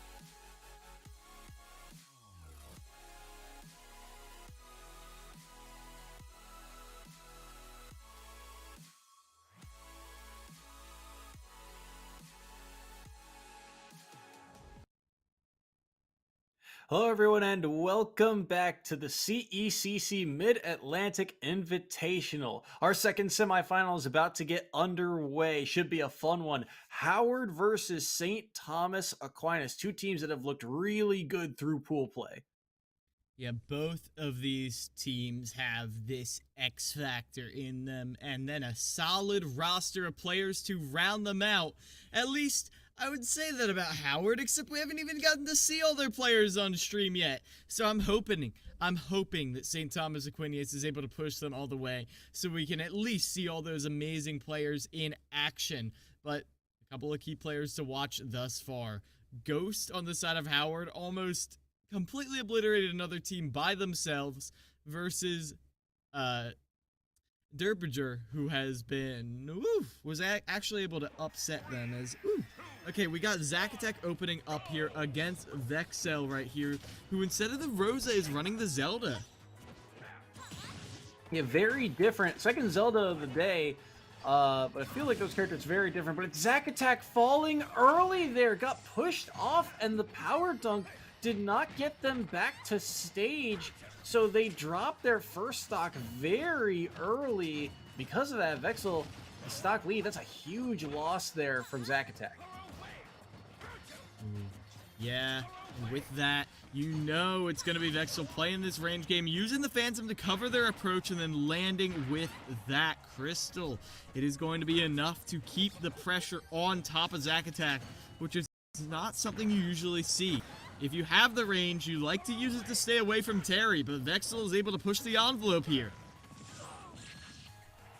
Oh, B. I like the idea. Not going to be able to take the stock quite yet, though, but the damage has been done, and it's now going to be something to watch for further on this set if you're Zacatec. Dash attack there. Not going to be able to take the stock quite yet. Vexel surviving at 119, but the down tilts come through, and that's going to be an easy side B to take that stock away. Well done there by Zacatec to even up that stock count. He's already working away at this second stock. Terry does so much damage off of just one opening. 41 off of that quick combo. But look at this. Vexel stringing things together, pushing him to 101. And the Knight catches the jump. And just like that, Zacatec's on their last stock. Oh, and that Phantom was so deep that Zacatec did not see the sword coming. Now Vexel is able to use that to get back to ledge, punishing Zacatec for ever straying too close to the side of the stage. Just the raw Phantom right there puts on even more pressure for Vexel. They're barely able to find a place to breathe, to stabilize. They go all the way to the other side platform, waiting for an opportunity to arise. And Vexel not giving it that much. They're spacing these aerials. They're using multi-hits. Zacatec isn't able to find a safe way through this defense. 113. Terry does have the kill power to try and take this stock. This is a pivotal moment for Vexel. Can they get the work done? Can they hold on to the lead that they've built for themselves? Or will Zacatec find a way to even things back up? Power dunk doesn't land. Neither will that Nair, but it is Vexel with a lot of agency right now. The Knight fights through that side B, and oh, there's the dash attack. That is going to be enough. That one fighting through, so Zacatec has evened up the stock count, and this is where things can get dangerous. 87. That go is going to come online very soon, and Terry only needs those few neutral interactions, but the toes hit, the strong hitbox connects, and Zelda dipping low, won't be able to get the drag down. Go is online. Here's where things can get scary. Buster Wolf won't be able to take the stock quite yet. 84% though on Vexel. Playing dangerously around this corner, just jumps back to center stage. The neutral B, all those hitboxes finally finding one. The Knight connects, and it's enough. Vexel takes the first set and has Howard on a one stock lead. Howard Community College coming out swinging right now with Vexel, and that is an opening you desperately need. Zacatec has proven themselves to be one of the most impactful players on this team, and the fact that you're able to take them down in this opening game is crucial. But I will say, as soon as Zacatec put their feet on the ground, I was terrified. With Go online, they got two jabs into Buster Wolf. At ledge, that would have killed, and then another jab would have just been death. But Vexel was able to steal their resolve, hold their ground, jump back, wait out the option, and then go in with that strong option with the Phantom and finish off the game. Yeah, a very close one, but at the end of the day, Vexel gets the job done, and those hitboxes too, I think, were really key, right? The lingering hitboxes of things like the swordsman or like the knight that comes through, like the neutral B that they used to kind of knock them to the corner in the first place, were made.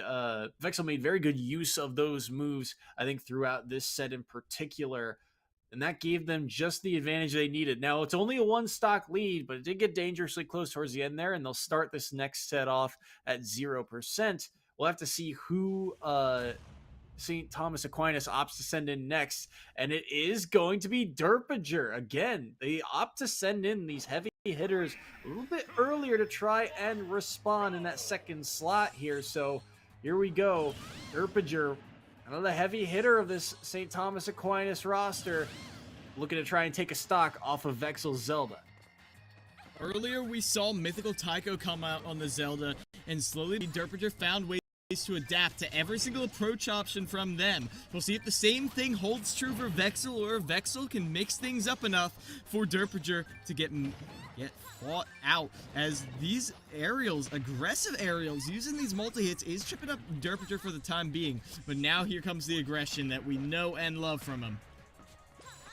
42% looking to try and take the stock early. How do you get back off of the ledge? The roll around looked like Derpager was scouting it, but just couldn't get there in time. 72% right now. Neutral B knocks him away. Only 35 to Derpager.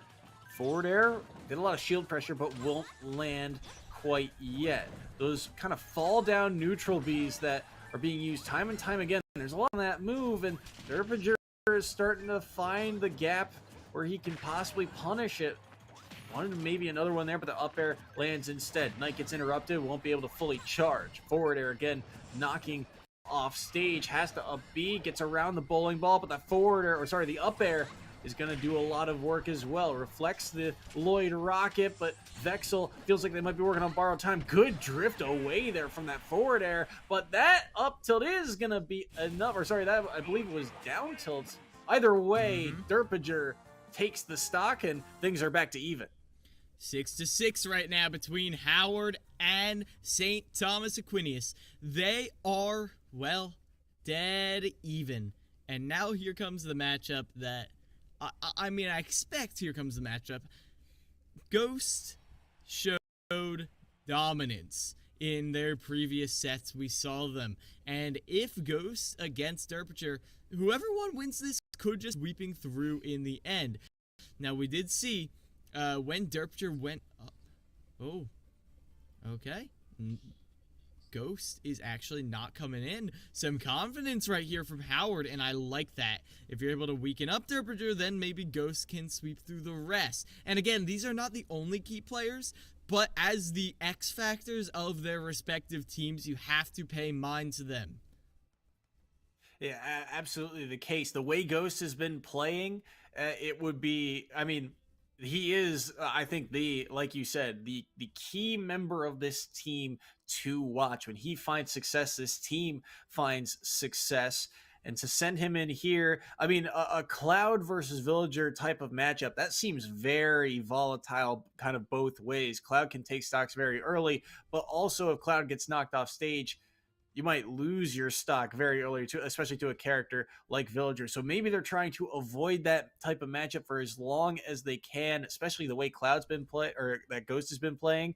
If he can hold on to that stock for a little bit longer and not have to deal with that matchup, possibly, like you said, weaken the amount of stocks he's got to go through, the way Derpager has been playing, that would do wonders for them down the line. Because we've already seen Ghost on one stock can cruise through some teams, but this is that third member that we didn't get to see the last time around for the side of Howard. Opting for Yoshi, it appears to be the case. That's another kind of strange counter pick that we haven't seen a lot of. Now, this is one character who I think can butt heads with Derpager's playstyle. That forward air the forward air is not going to break Yoshi's double jump armor anytime soon, and so because of that, we can actually see Gon coming in and actually contesting Derpager in the air. Not something we see that often. Usually you have to catch one of their landings. See what Gon's Yoshi can do. First time we've seen them on stream. How do they handle the pressure as things evened up here? What can they do against Villager? So far, so good. Things just about even. 0.3% separate the two of them. And so far, it's Gon. He's opted to kind of play around the outskirts of the stage. You're seeing a lot of jumping around these platforms. Really not opting for stage control. Yoshi's got some good combo game as well that they can pull off if they find something like the drag down of back air, but no real openings. Derpager playing a very strong defensive game. Some dash attacks will land, but not too much off the back of them. Oh, this is huge from Gon right now, as they're able to keep racking up the damage right here. And that's the thing about Yoshi. Very reliable kill confirms.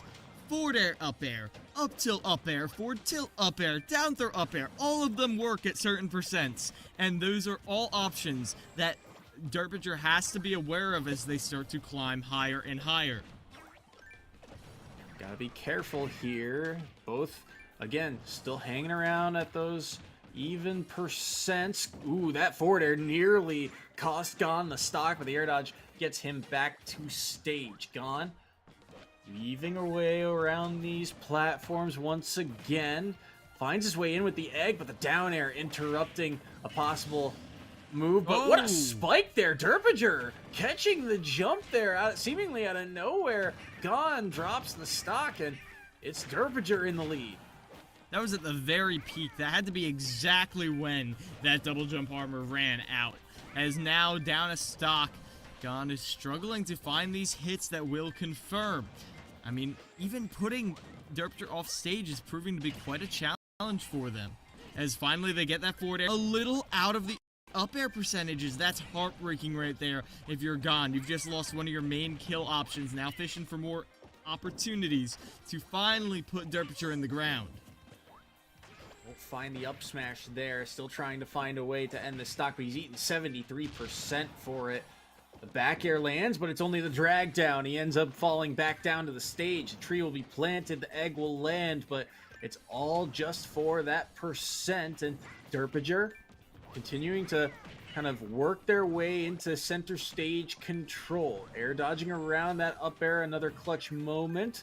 They'll be able to land back on stage. No strong hitboxes really to be seen, just chip damage across the board for both of these players. The neutral B, I like the idea on the mix-up. The jab actually ends up landing, but the Lloyd Rocket will help cover that edge guard. But the back air, there it is. All the hits connect. And Derpager has dropped their first stock, but it's 123 on Gon's second, which means he's kind of working on borrowed time, and they're going to knock him off tree around the edge, and they'll be able to make it back. Gon here, still a lot of work to be done, and they'll drop the stock thanks to that up air. And that right there, okay, now we saw how well Derpager was doing in this early stage, but now that Derpager has caught on to Gon's movement, it's getting better and better for them. They've got the egg as that sort of diagonal anti-air. Yoshi loves to come in at an upwards diagonal angle, and that is exactly where the egg, when pocketed, covers.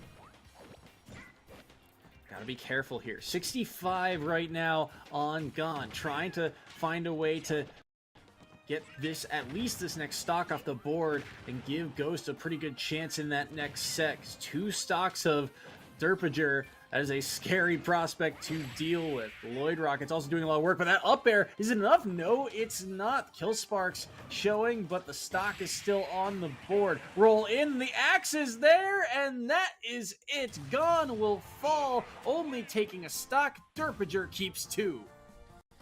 Down to the anchor right now for the side of Howard Community College. And what an anchor it is. However, this could be tricky. I feel like this could have been the right call, though. If Ghost is able to win out against Derpager while, let's say, keeping 1 stock, we've seen them 3 stock 2 people on this stream already, Soy. We have seen that happen twice. So it is not out of the question, if they're able to beat their opposing X Factor, their opposing anchor, that they will be able to make this work. However, that's putting a lot of faith in Ghost, and maybe not giving enough credit to Derpinger. The way Derpinger has been able to make some of these comebacks has been brutal. Derpinger has been on a tear so far today. Again, the way he has played, some tricky movement, a lot of difficult setups, and he has capitalized off the back of all of it. It's worth noting too, the last time these two teams met through the pool play was way back in round 1, and it was a one stock victory for Howard. So St. Thomas Aquinas, their only loss so far today was to this team. Now, we don't know exactly how that set in particular panned out, but it goes to show how close and even these two teams are. And headed into this last set, you have to assume Ghost is the player headed in for the side of Howard, but you also have to assume that with that stock lead, that's a huge kind of disadvantage that Derpinger is going to have to work with in this upcoming set.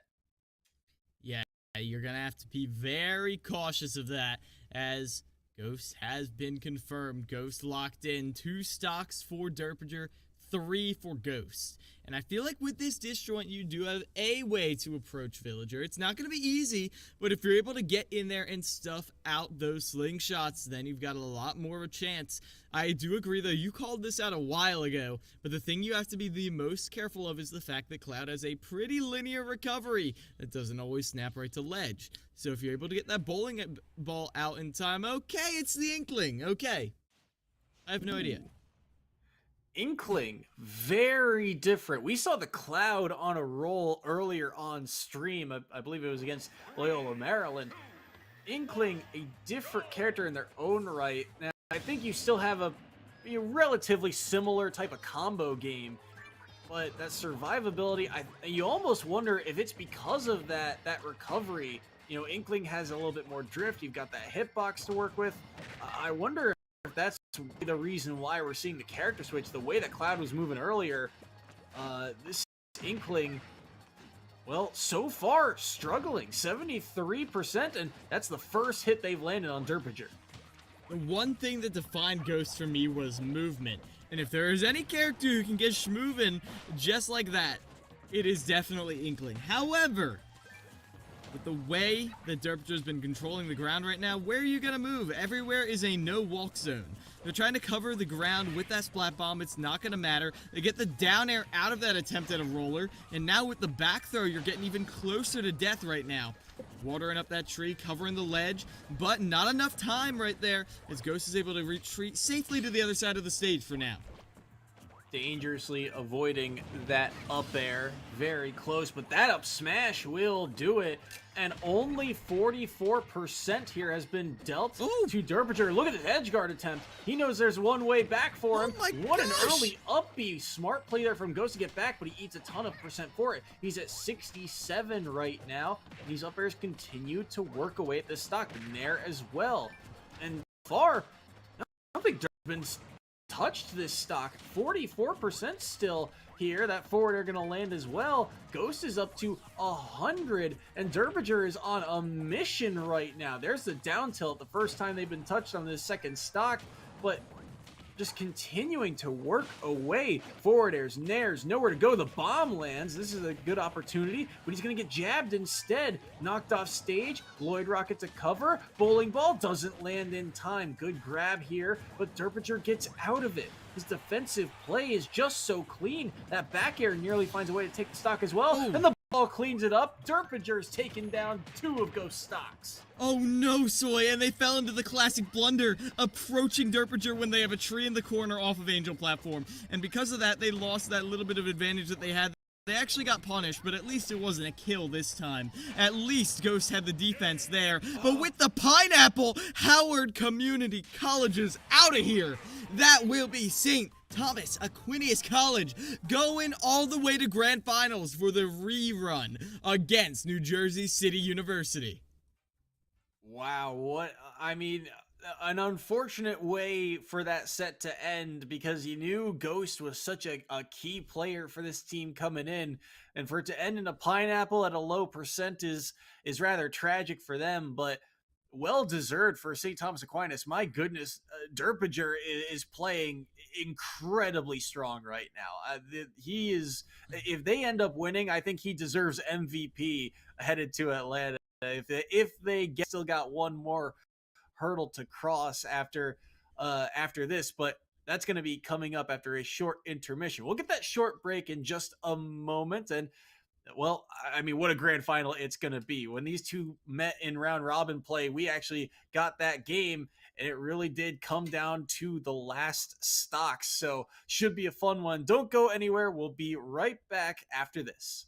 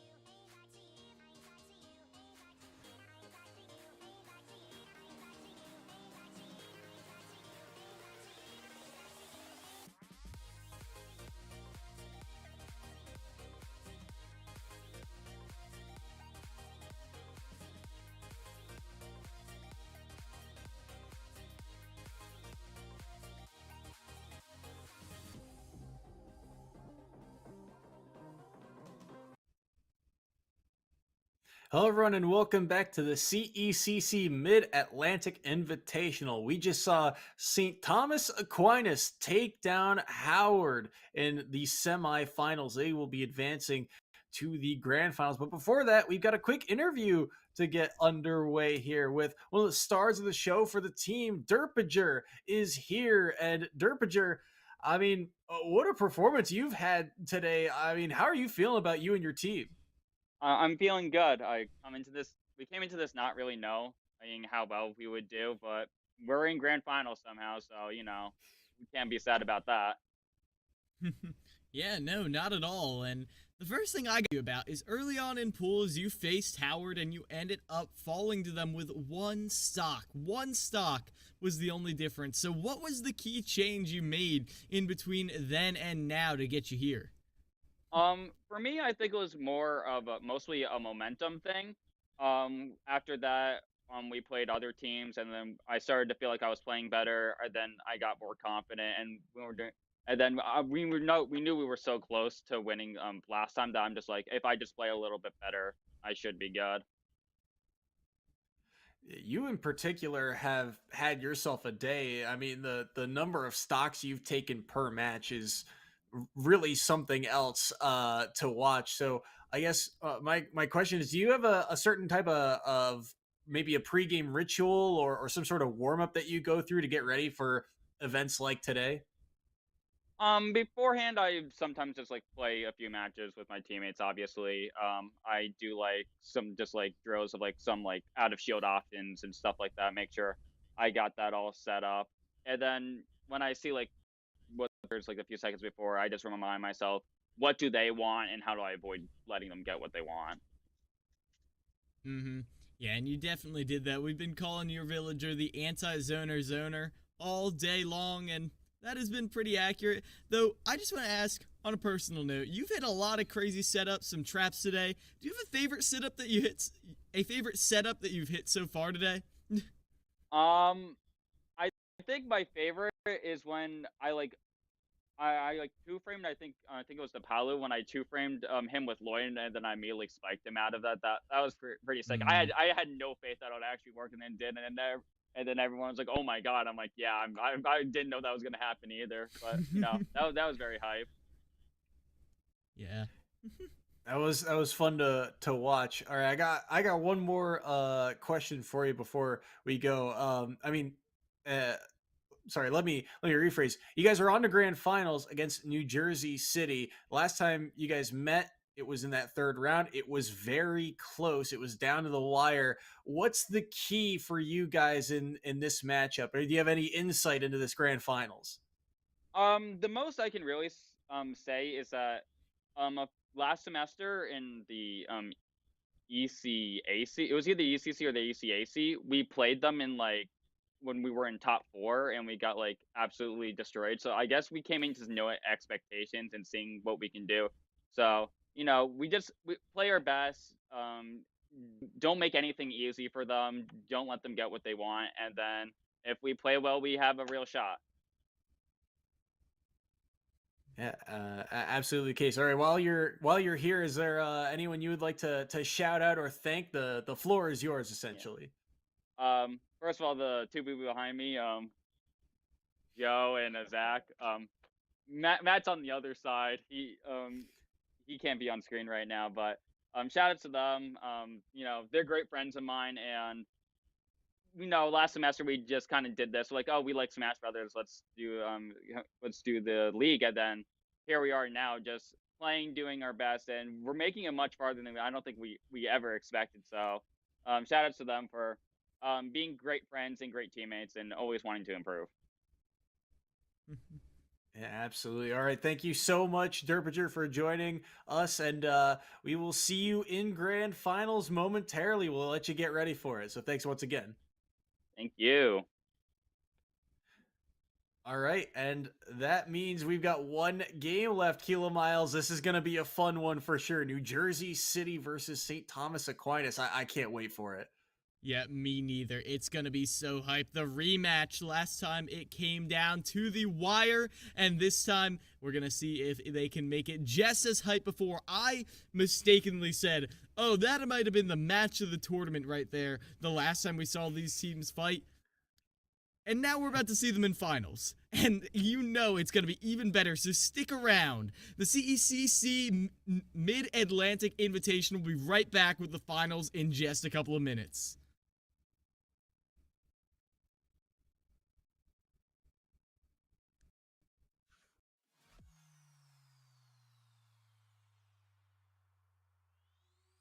Second Zelda of the day, but I feel like those characters are very different. But it's Zack Attack falling early there. Got been done, and it's now going to be something to watch for further on this set if you're Zack Attack. Dash Attack there.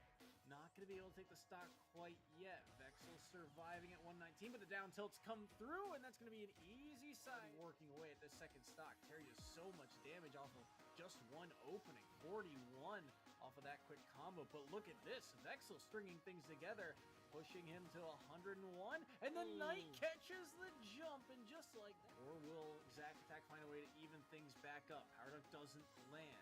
Neither will that Nair, but it is Vexel with a lot of agency right now. The Knight fights through that side B, and oh, there's the dash attack. That is going to get scary. Buster Wolf won't be able to take the stock quite yet. 84% though on Vexel. Playing dangerously around this corner. Just jumps back to center stage. The neutral B. All those hitboxes finally finding one. The Knight connects, and it's enough. H has to up B. Gets around the bowling ball, but the the up air is going to do a lot of work as well. Reflects the Lloyd rocket, but Vexel feels like they might be working on borrowed time. Good drift away there from that forward air, but that up tilt in for the air dodge gets him back to stage. Gone. Weaving away around these platforms once again. Finds his way in with the egg, but the down air interrupting a possible move. But what a spike there, stage. No strong hitboxes really to be seen. Just chip damage across the board for both of these players. Neutral B, I like the idea on the mix-up. The jab actually ends up landing, but the Lloyd rocket will help cover that edge guard. It's 123 on Gon's second, which means he's kind of working on borrowed time, and they're going to knock him off stage. A tree around the edge, and they'll be able to make it back. Gon here, still a lot of work to be done, and they'll drop it here as a scary prospect to deal with. The Lloyd rocket's also doing a lot of work, but that up air, is it enough? No, it's not. Kill sparks showing, but the stock is still on the board. Roll in, the axe is there, and that is it. To death right now. Watering up that tree, covering the ledge, but not enough time right there as Ghost is able to retreat safely to the other side of the stage for now. Dangerously avoiding that up air. Very close, but that up smash gets a cover. Bowling ball doesn't land in time. Good grab here, but Derpinger gets out of it. His defensive play is just so clean. That back air nearly finds a way to take the stock as well. Ooh. And the bowling ball cleans it up. Derpinger's taken down two of them. Derpinger, when they have a tree in the corner off of Angel platform, and because of that, they lost that little bit of advantage that they had. They actually got punished, but at least it wasn't a kill this time. At least Ghost had the defense there, but with the pineapple.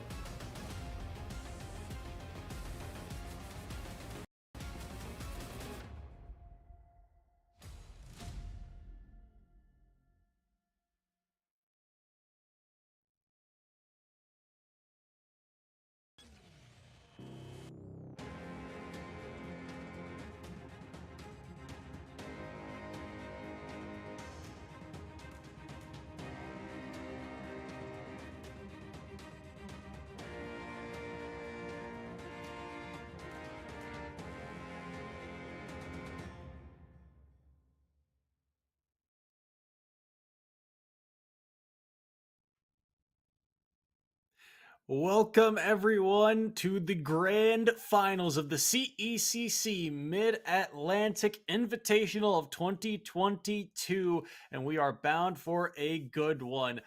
NJCU has been the number one seed coming in through pool play, and they get the run back against St. Thomas Aquinas, the only team to beat them in pool play. Two teams have been playing so hot, and the winner books their ticket to Atlanta for that national bracket. All on the line here. This one, it's going to be a fun one for sure.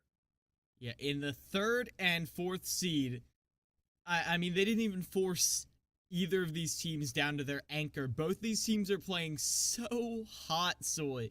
I mean, between what we just saw from Derbyshire, like, is styling on people, to the fact that we saw Hydra look frankly dominant against zoners, just like what we've seen from Derbyshire.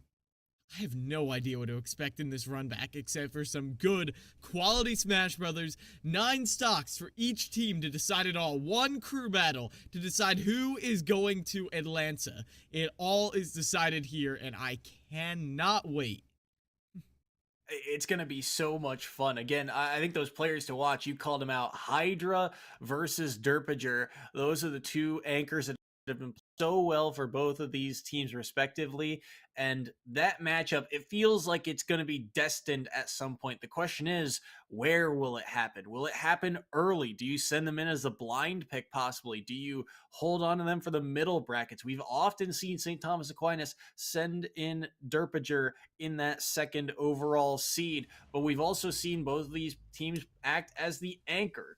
Game number 1 of Grand Finals is underway. Rampage versus Ampy for the first set between these two. Yeah, and I like this. I mean, obviously, Rampage coming out, always a good time. The standard opener for NJCU, but Ampe coming out, I really like. Ampe hasn't gotten to see that much time so far, but they have been a very consistent opener. They're not always winning out, but they're always weakening out whoever comes in for the opener, and if they don't win outright. Yeah, Wolf Joker, again, a very kind of pivotal matchup in terms of just how these two characters can really beat up upon each other. Just every hit, especially for Wolf, it feels like every hit is just so satisfying to land, and just sounds like a truck when you land it. But Rampage has done such a good job in particular of being the first man in for the side of NJCU. He's been dealt with a lot of very difficult matchups, but that up B in, the counter gonna land. He counters a side B as well. So clean. Rampage, only at 38%, has taken the first stock. That was such a clean runoff counter right there on that side B. They react to that online and get the counter out on time. Beautiful stuff right there from Rampage, as they're now looking to keep running away with this. Don't get another hit with Arsene though, as Ampe is able to hold off. Their defense is good, but on the ground, it is Rampage controlling with this smaller hitbox. They're weaving under these aerials, and now they contest that recovery with the down guns. Beautiful stuff thus far from Rampage. So much damage has been chipped away here. 79 right now on Ampe on the second stock. Even parrying the forward air too. Rampage on a tear. Gets the Rebels guard. Dash attack won't catch Wolf quite yet. Early jump used and the air dodge instead of a special move to try and recover. Up smash won't land as well. Ampe trying to find a way to take the stock, knowing Arsene is right around the corner here. Won't be able to find one. There's Arsene strengthening all of those moves, but won't find the forward air again. Still, Rampage yet to be touched seemingly for the past, I want to say, almost 30 seconds. Another parry on a dash attack, and Rampage's defense very clean right now. Yeah, very clean indeed. The spacing is so good. And what I love to see thus far is the fact that underneath these platforms, Rampage is playing so safe. The whiff grab, though, oh my gosh. Both these players refusing to give up an inch. Finally, that back air clips Ampe. That's one strong, sizable hit. And because they're hesitant to go for that side B after what happened last time, they fall down early. That forward air, too. Thought maybe they could pull that one off and still get the up B out in time, but not the case. Ampe on their last stock. 149 on Rampage. That down smash, yep, well done there. Spaced around the Rebels guard and ended up connecting on that down smash as well. But, oh, wait, no jump, possibly, but still gets the grab here, and Ampe forced to the corner once more. 67, that was an awkward trade there. I think he wanted to grab, but it ends up dipping low, but the fade is not enough. He went for the slide angle, and it didn't get him there. Ampe falls. Rampage holds 2 stocks headed into the next match. That, Soy, was the cleanest ledge pressure we have seen from Rampage all day. Unequivocally. The fact that Rampage was interrupting the recoveries with the counter, was consistently pressuring them, making Ampe make those mistakes at ledge, because here's the thing. People don't just make those mistakes all the time. Sure, you can accidentally misinput a button. It's online. But it's not just that. It's the fact that they make Ampe too scared to go for a side recovery or a very low recovery, and they force them to try and get these sweetest of sweet spots, and that's not going to work. The spacing isn't going to be there, and that is why Rampage ran away with that 2-stock lead.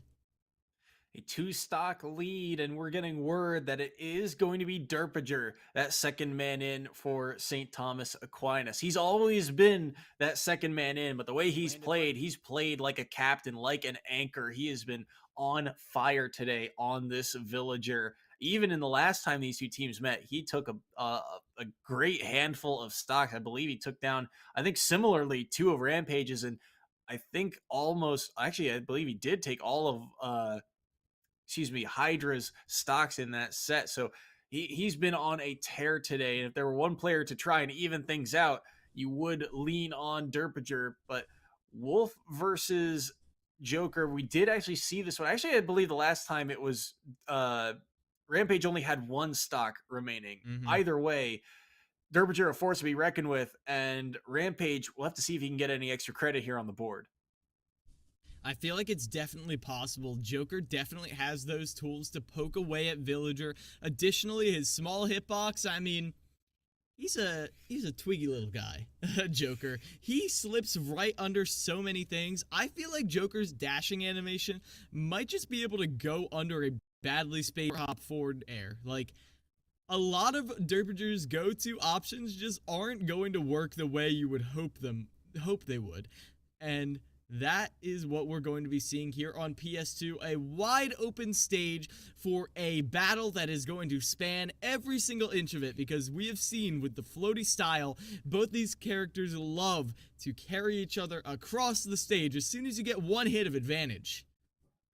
And Rampage in particular, no stranger to this matchup. He's faced a good handful of villagers today, both not only Derpager, but also Germ from the side of Old Dominion in that very first round of the day. So no stranger to the matchup. We'll see what he can do here. He's got 2 stocks to play with. Can he get anything off the board here of Derpager is the question, because the way Derpager's been playing, I mean, it is something else to watch. Loading in PS2, the site of this second set. Should be a fun one here. Rampage will have to drop that first stock, but otherwise is no holds barred for these two. And I think that, this one's going to be a fun one. I think one of the keys that we didn't really see last time was that edge guard capability, right? You can catch Joker's recovery. And I think these two really in general can beat up on each other off stage, but it's a matter of getting to that phase of the game in the first place. And drag down right there into the grab. That was beautiful right there, stacking on some early percent, and that's crucial. Interrupting the tether right there with that quick old nair, but now here comes that ledge pressure again. Remember what I was saying? This is the best ledge pressure we've seen from Rampage all day. If they're able to carry that momentum into punishing Derpager every time they're at the ledge, this is going to be huge. They go all the way down, obviously gets the tech, and with the balloons, they're able to get back to ledge. Derpager, though, that is a wake-up call, or more of a wake-up slap. They need to clean up against Rampage. 109, and with Arsene still, this is still terrifying, but they'll wait it out, so Arsene now comes off the board, but still, the pressure's on. Joker's still got a decent amount of kill pressure without Arsene on the table. And at 77, too, you've built up a little bit of rage. What a fade, still threatening, but those back airs not quite going to find the mark, too. Good, good drift there from Derpinger. A lot of damage racked up there thanks to the Lloyd rocket. Threatening once again, but the miss space there. I think he wanted to cover a movement option there for the moment, but couldn't find it. Either way, it's Rampage who's able to take that stock there thanks to that back air. Back throw to answer. Lloyd rocket won't catch, and Derpinger can't catch Rampage right now, but the Arsene should come online here. He does. Can he find a way back to stage? Very Good. low. What a upbeat. recovery. That was Oh so my good gosh. on the fade, and Rampage, the survivability right now on point.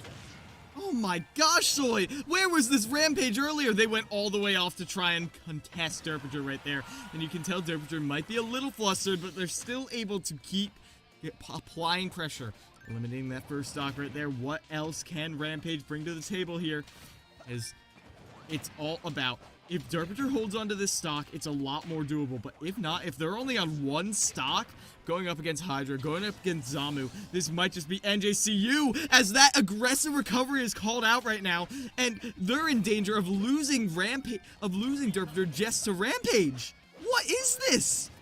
Rampage is on a rampage right now. He does not care about yours or whoever you send in. He has been on point right now. He is warmed up and ready to go, to say the least. And on this last stock, he's still looking to try and take Derpinger's last, as right now trying to pressure around this ledge once again. Arsene should be coming offline momentarily, but already a decent chunk of damage has been done. 55 to Villager. Good forward air though. Turn around the uppy. Ooh.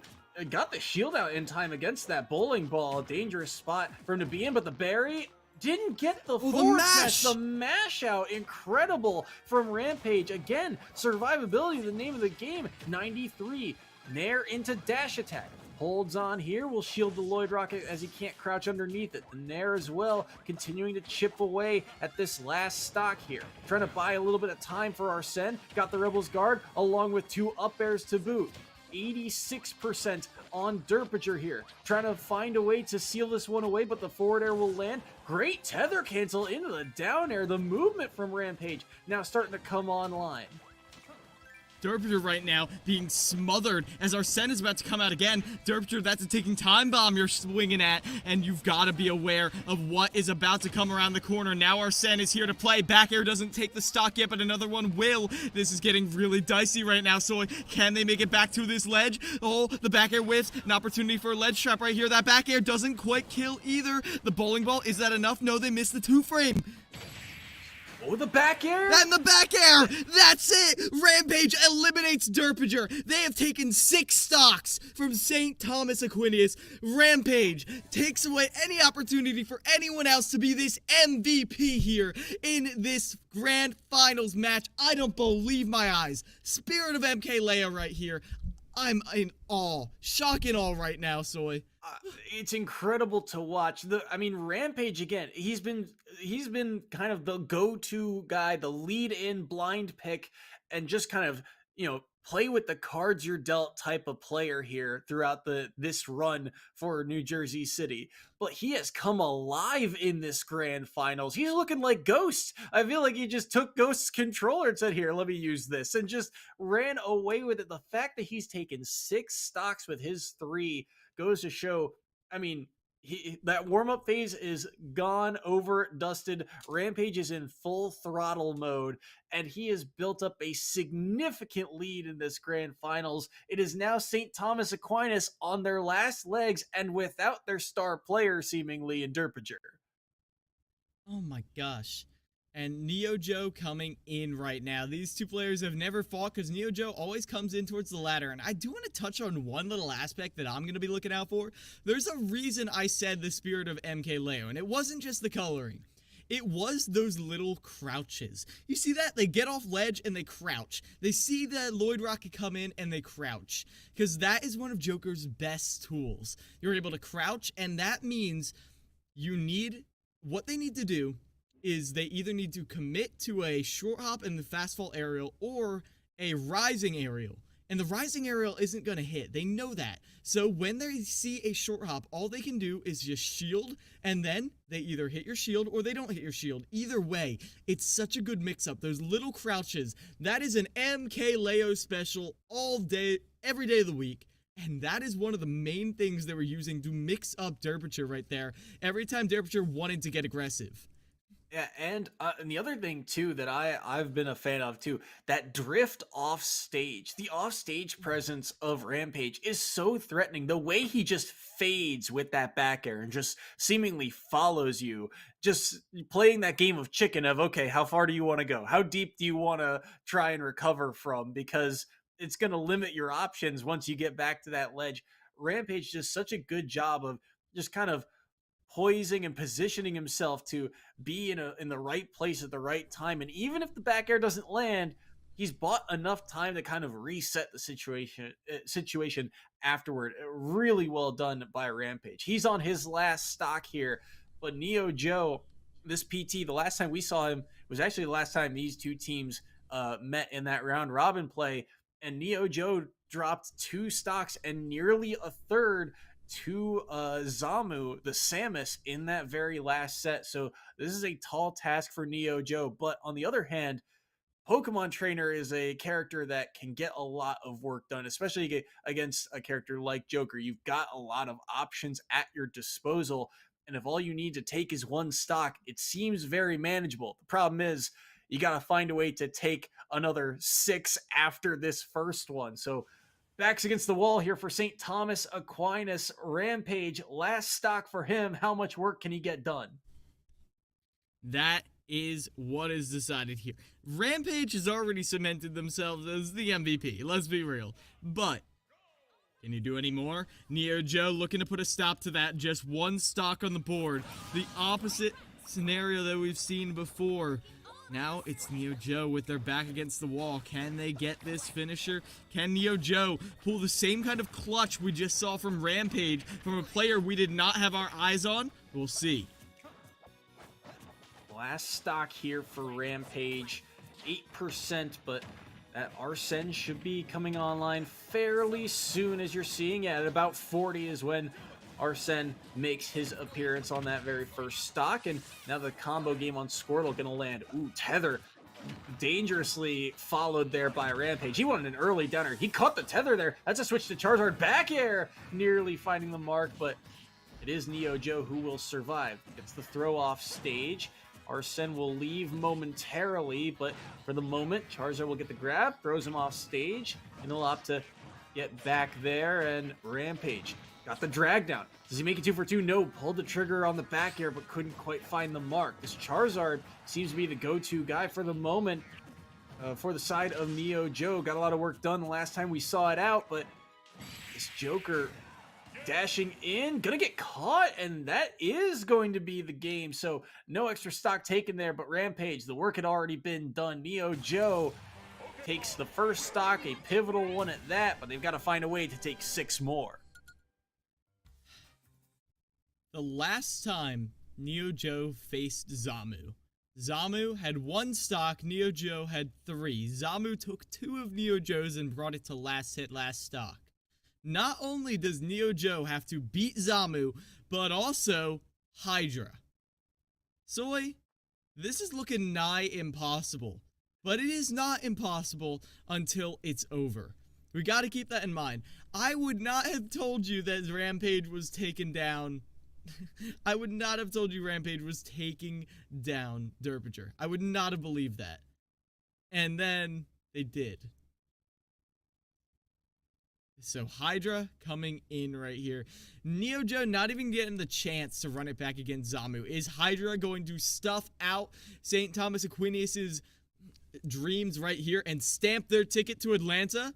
Or will Neo Joe pull off another insane upset here in the grand finals? We'll see here in what could be our last set. We've already seen one shocker in Rampage. Does Neo Joe have any tricks up his sleeve? Battlefield, the site of it.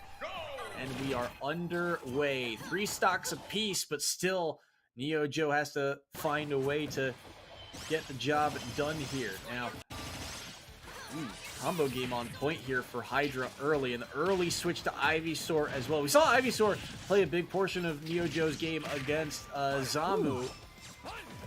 I have to see how he does here. That was pretty clean right there, but Hydra takes a deep breath and shuts that down. Now, you can see NeoJoe trying to control into this platform, but they get shield poked once, and that's the only invitation Hydra needs. Chasing them down in the air with the artillery fire, but it's not enough to finish off the stock quite yet, Soy. This Charizard is out. How does he find a way back to stage? Ooh, the back air cleanly connected, and Charizard will be able to make it back to stage. Good grab. Back air. Yup, well done. That's the Palutena bread and butter. Down throw into the back air. And Hydra takes stock number 1 of NeoJoe's. Yeah, touches on the platform leads to more nairs. This juggle coming out. The switch does let you avoid that, though. So, that is an opportunity right here for NeoJoe to get another opening, but it's stuffed out by that forward air, that encroaching option that is just stuffing the life out of you. Forced to drift away from stage, but the tether recovery does get you back there just fine. Side B will land there from the side of NeoJoe. How does he find his way in? The Razor Leaf connects. Can't catch the teleport. Knew where he was going to go and still couldn't quite track him down. Good snap to ledge there from the Charizard, but Hydra just continues to work away at the stock. Down throw, won't find the back air that time around. Threatening the back air off stage, and this Charizard, the big body, while it's surviving, it's only for a moment as this chip damage is starting to come through, and Hydra, the dash dance, you can tell he's feeling confident right now. Back throw seals that one away, and NeoJoe is on their last stock. It's one stock that separates New Jersey City from Atlanta and that national bracket. And right now, they can smell it. The Nair lands, 72%. The switch to Charizard. How much time can this big body buy? Yeah, Hydra might just be on his victory lap right here, but NeoJoe's there putting some hurdles in the way. Not going to make it easy. Does get a stock off of Hydra right here, but how much more can you get now going into what could be your final stock? 72% on NeoJoe, but they do get that dash attack. Back air to knock Charizard to the side of the stage. NeoJoe trying to find his way in. The dash attacks have been helpful, but the platform cancel so clean from Hydra. Now on the ledge once more. How many times can he afford to try and get back to stage? The Flare Blitz was a decent idea, but it gets scouted out by the Explosive Flame. And that forward tilt gonna quickly get him off stage. Up tilt, not gonna take the stock quite yet. 138, the back air, still holding on is NeoJoe. Flare Blitz in, dash attack, won't do it. 170% right now on NeoJoe. No grab from Hydra, but it won't matter. The down tilt seals the deal, and New Jersey City win grand finals of the Mid-Atlantic Invitational for the CECC and book their ticket to Atlanta. And what a performance they had. After being upset by this very team in pools, they came back and made a statement of them, showing that every single member of their roster is killers. I said earlier about another team that their roster seems a little more spread out, consistent. And so is New Jersey City University's, because all of their players have the potential to come out and suddenly be the carry player. 6 stocks for Rampage? What? That is unheard of, but it shows that every single member of New Jersey City University is worth watching. Every single member can get them qualified, and every single member will be a threat at Atlanta this May. What a performance from them. They went 4-1 in pools, and the one team they lost to, as you said, they got the run back against in grand finals, and they didn't even have to use all 3. A dominant performance when it mattered the most. So the Gothic Knights of New Jersey City, they win the grand finals, and we'll cut to a short intermission to possibly get an interview with them after this. But thank you all again, and we'll be right back. Don't go anywhere.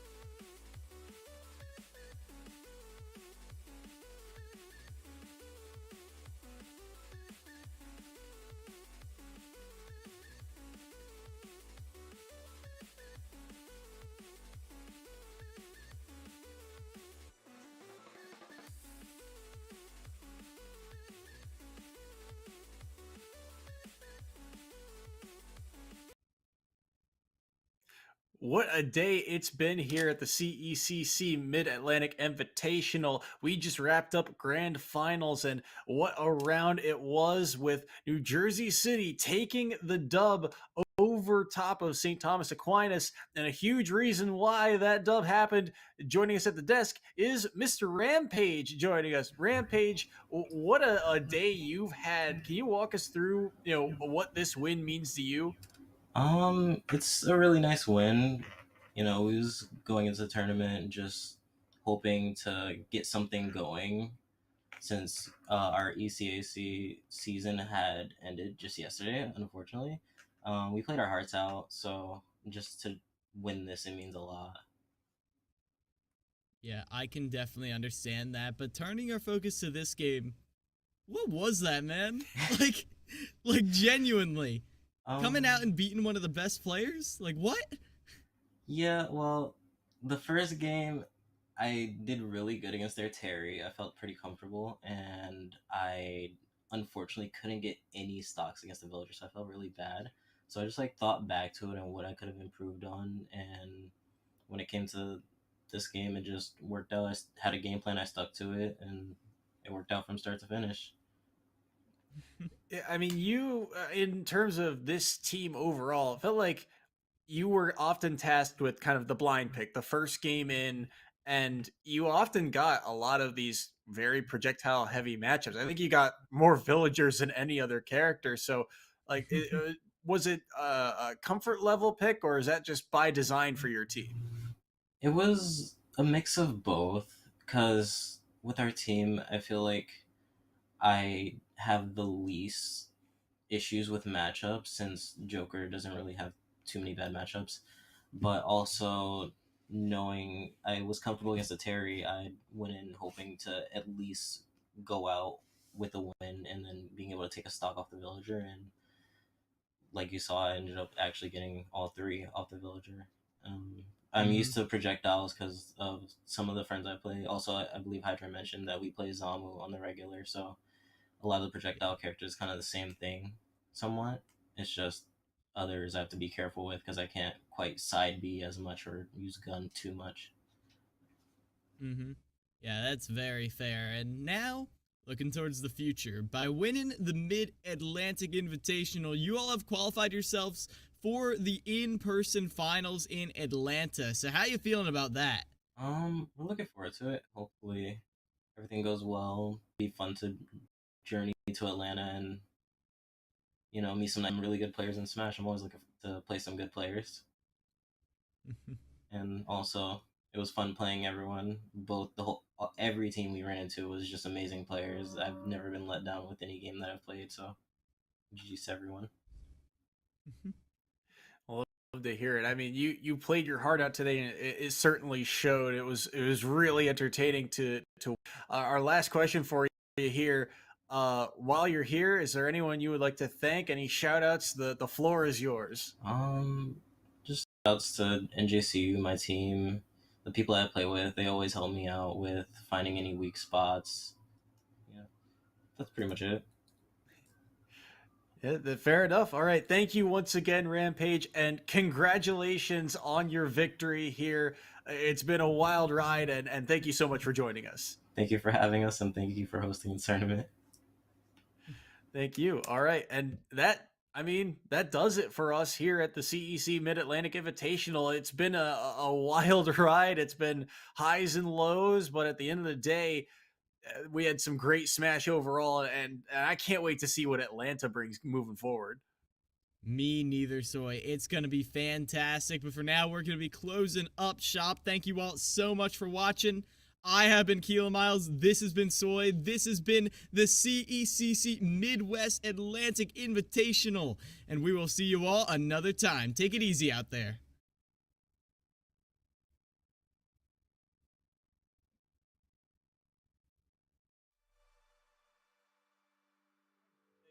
Particular of being the first man in for the side of NJCU. He's been dealt with a lot of very difficult matchups, but that up B in, the counter gonna land. He counters a side B.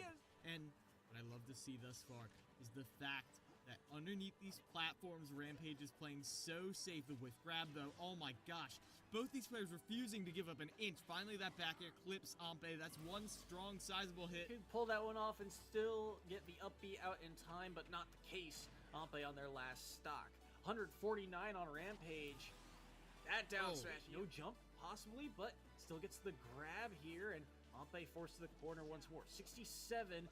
That was an awkward trade there. I think he wanted to grab, but it ends up dipping low. But the fade is not enough. He went for the sliding. Good drift there from Derpinger. A lot of damage racked up there thanks to the Lloyd rocket. Threatening once again, but the miss space there. I think he wanted to cover a movement option there for the moment, but couldn't find it. So good on the fade, and Rampage, the survivability right now on point. Oh my gosh. Where was this Rampage earlier? They went all the way off to try and contest Derpinger right there. And you can tell Derpinger might be a little flustered, but can Rampage bring to the table here? Is it's all about, if Derpinger holds onto this stock, it's a lot more doable. But if not, if they're only on one stock, going up against Hydra, going up against Zamu, this might just be NJCU as that, can they make it back to this ledge? Oh, the back air whiffs, an opportunity for a ledge trap right here. That back air doesn't quite kill either. The bowling ball, is that enough? No, they missed the 2-frame. Oh, the back air? And the back air, that's it. Rampage eliminates. Charizard seems to be the go-to guy for the moment for the side of Neo Joe. Got a lot of work done the last time we saw it out, but this Joker dashing in, gonna get caught, and that is going to be the game. So no back air that time around. Threatening the back air off stage, and this Charizard, the big body, surviving. It's only for a moment as this chip damage is starting to come through, and Hydra, the dash dance, you can tell he's feeling confident right now. Back throw, smell it. The Nair lands, 72%. Switch to Charizard. How much time can this big body buy? Yeah, Hydra might just be on his victory lap right here, but Neo Joe's there putting some hurdles. Neo Joe, no grab from Hydra, but it won't matter. The down tilt's a deal, and New Jersey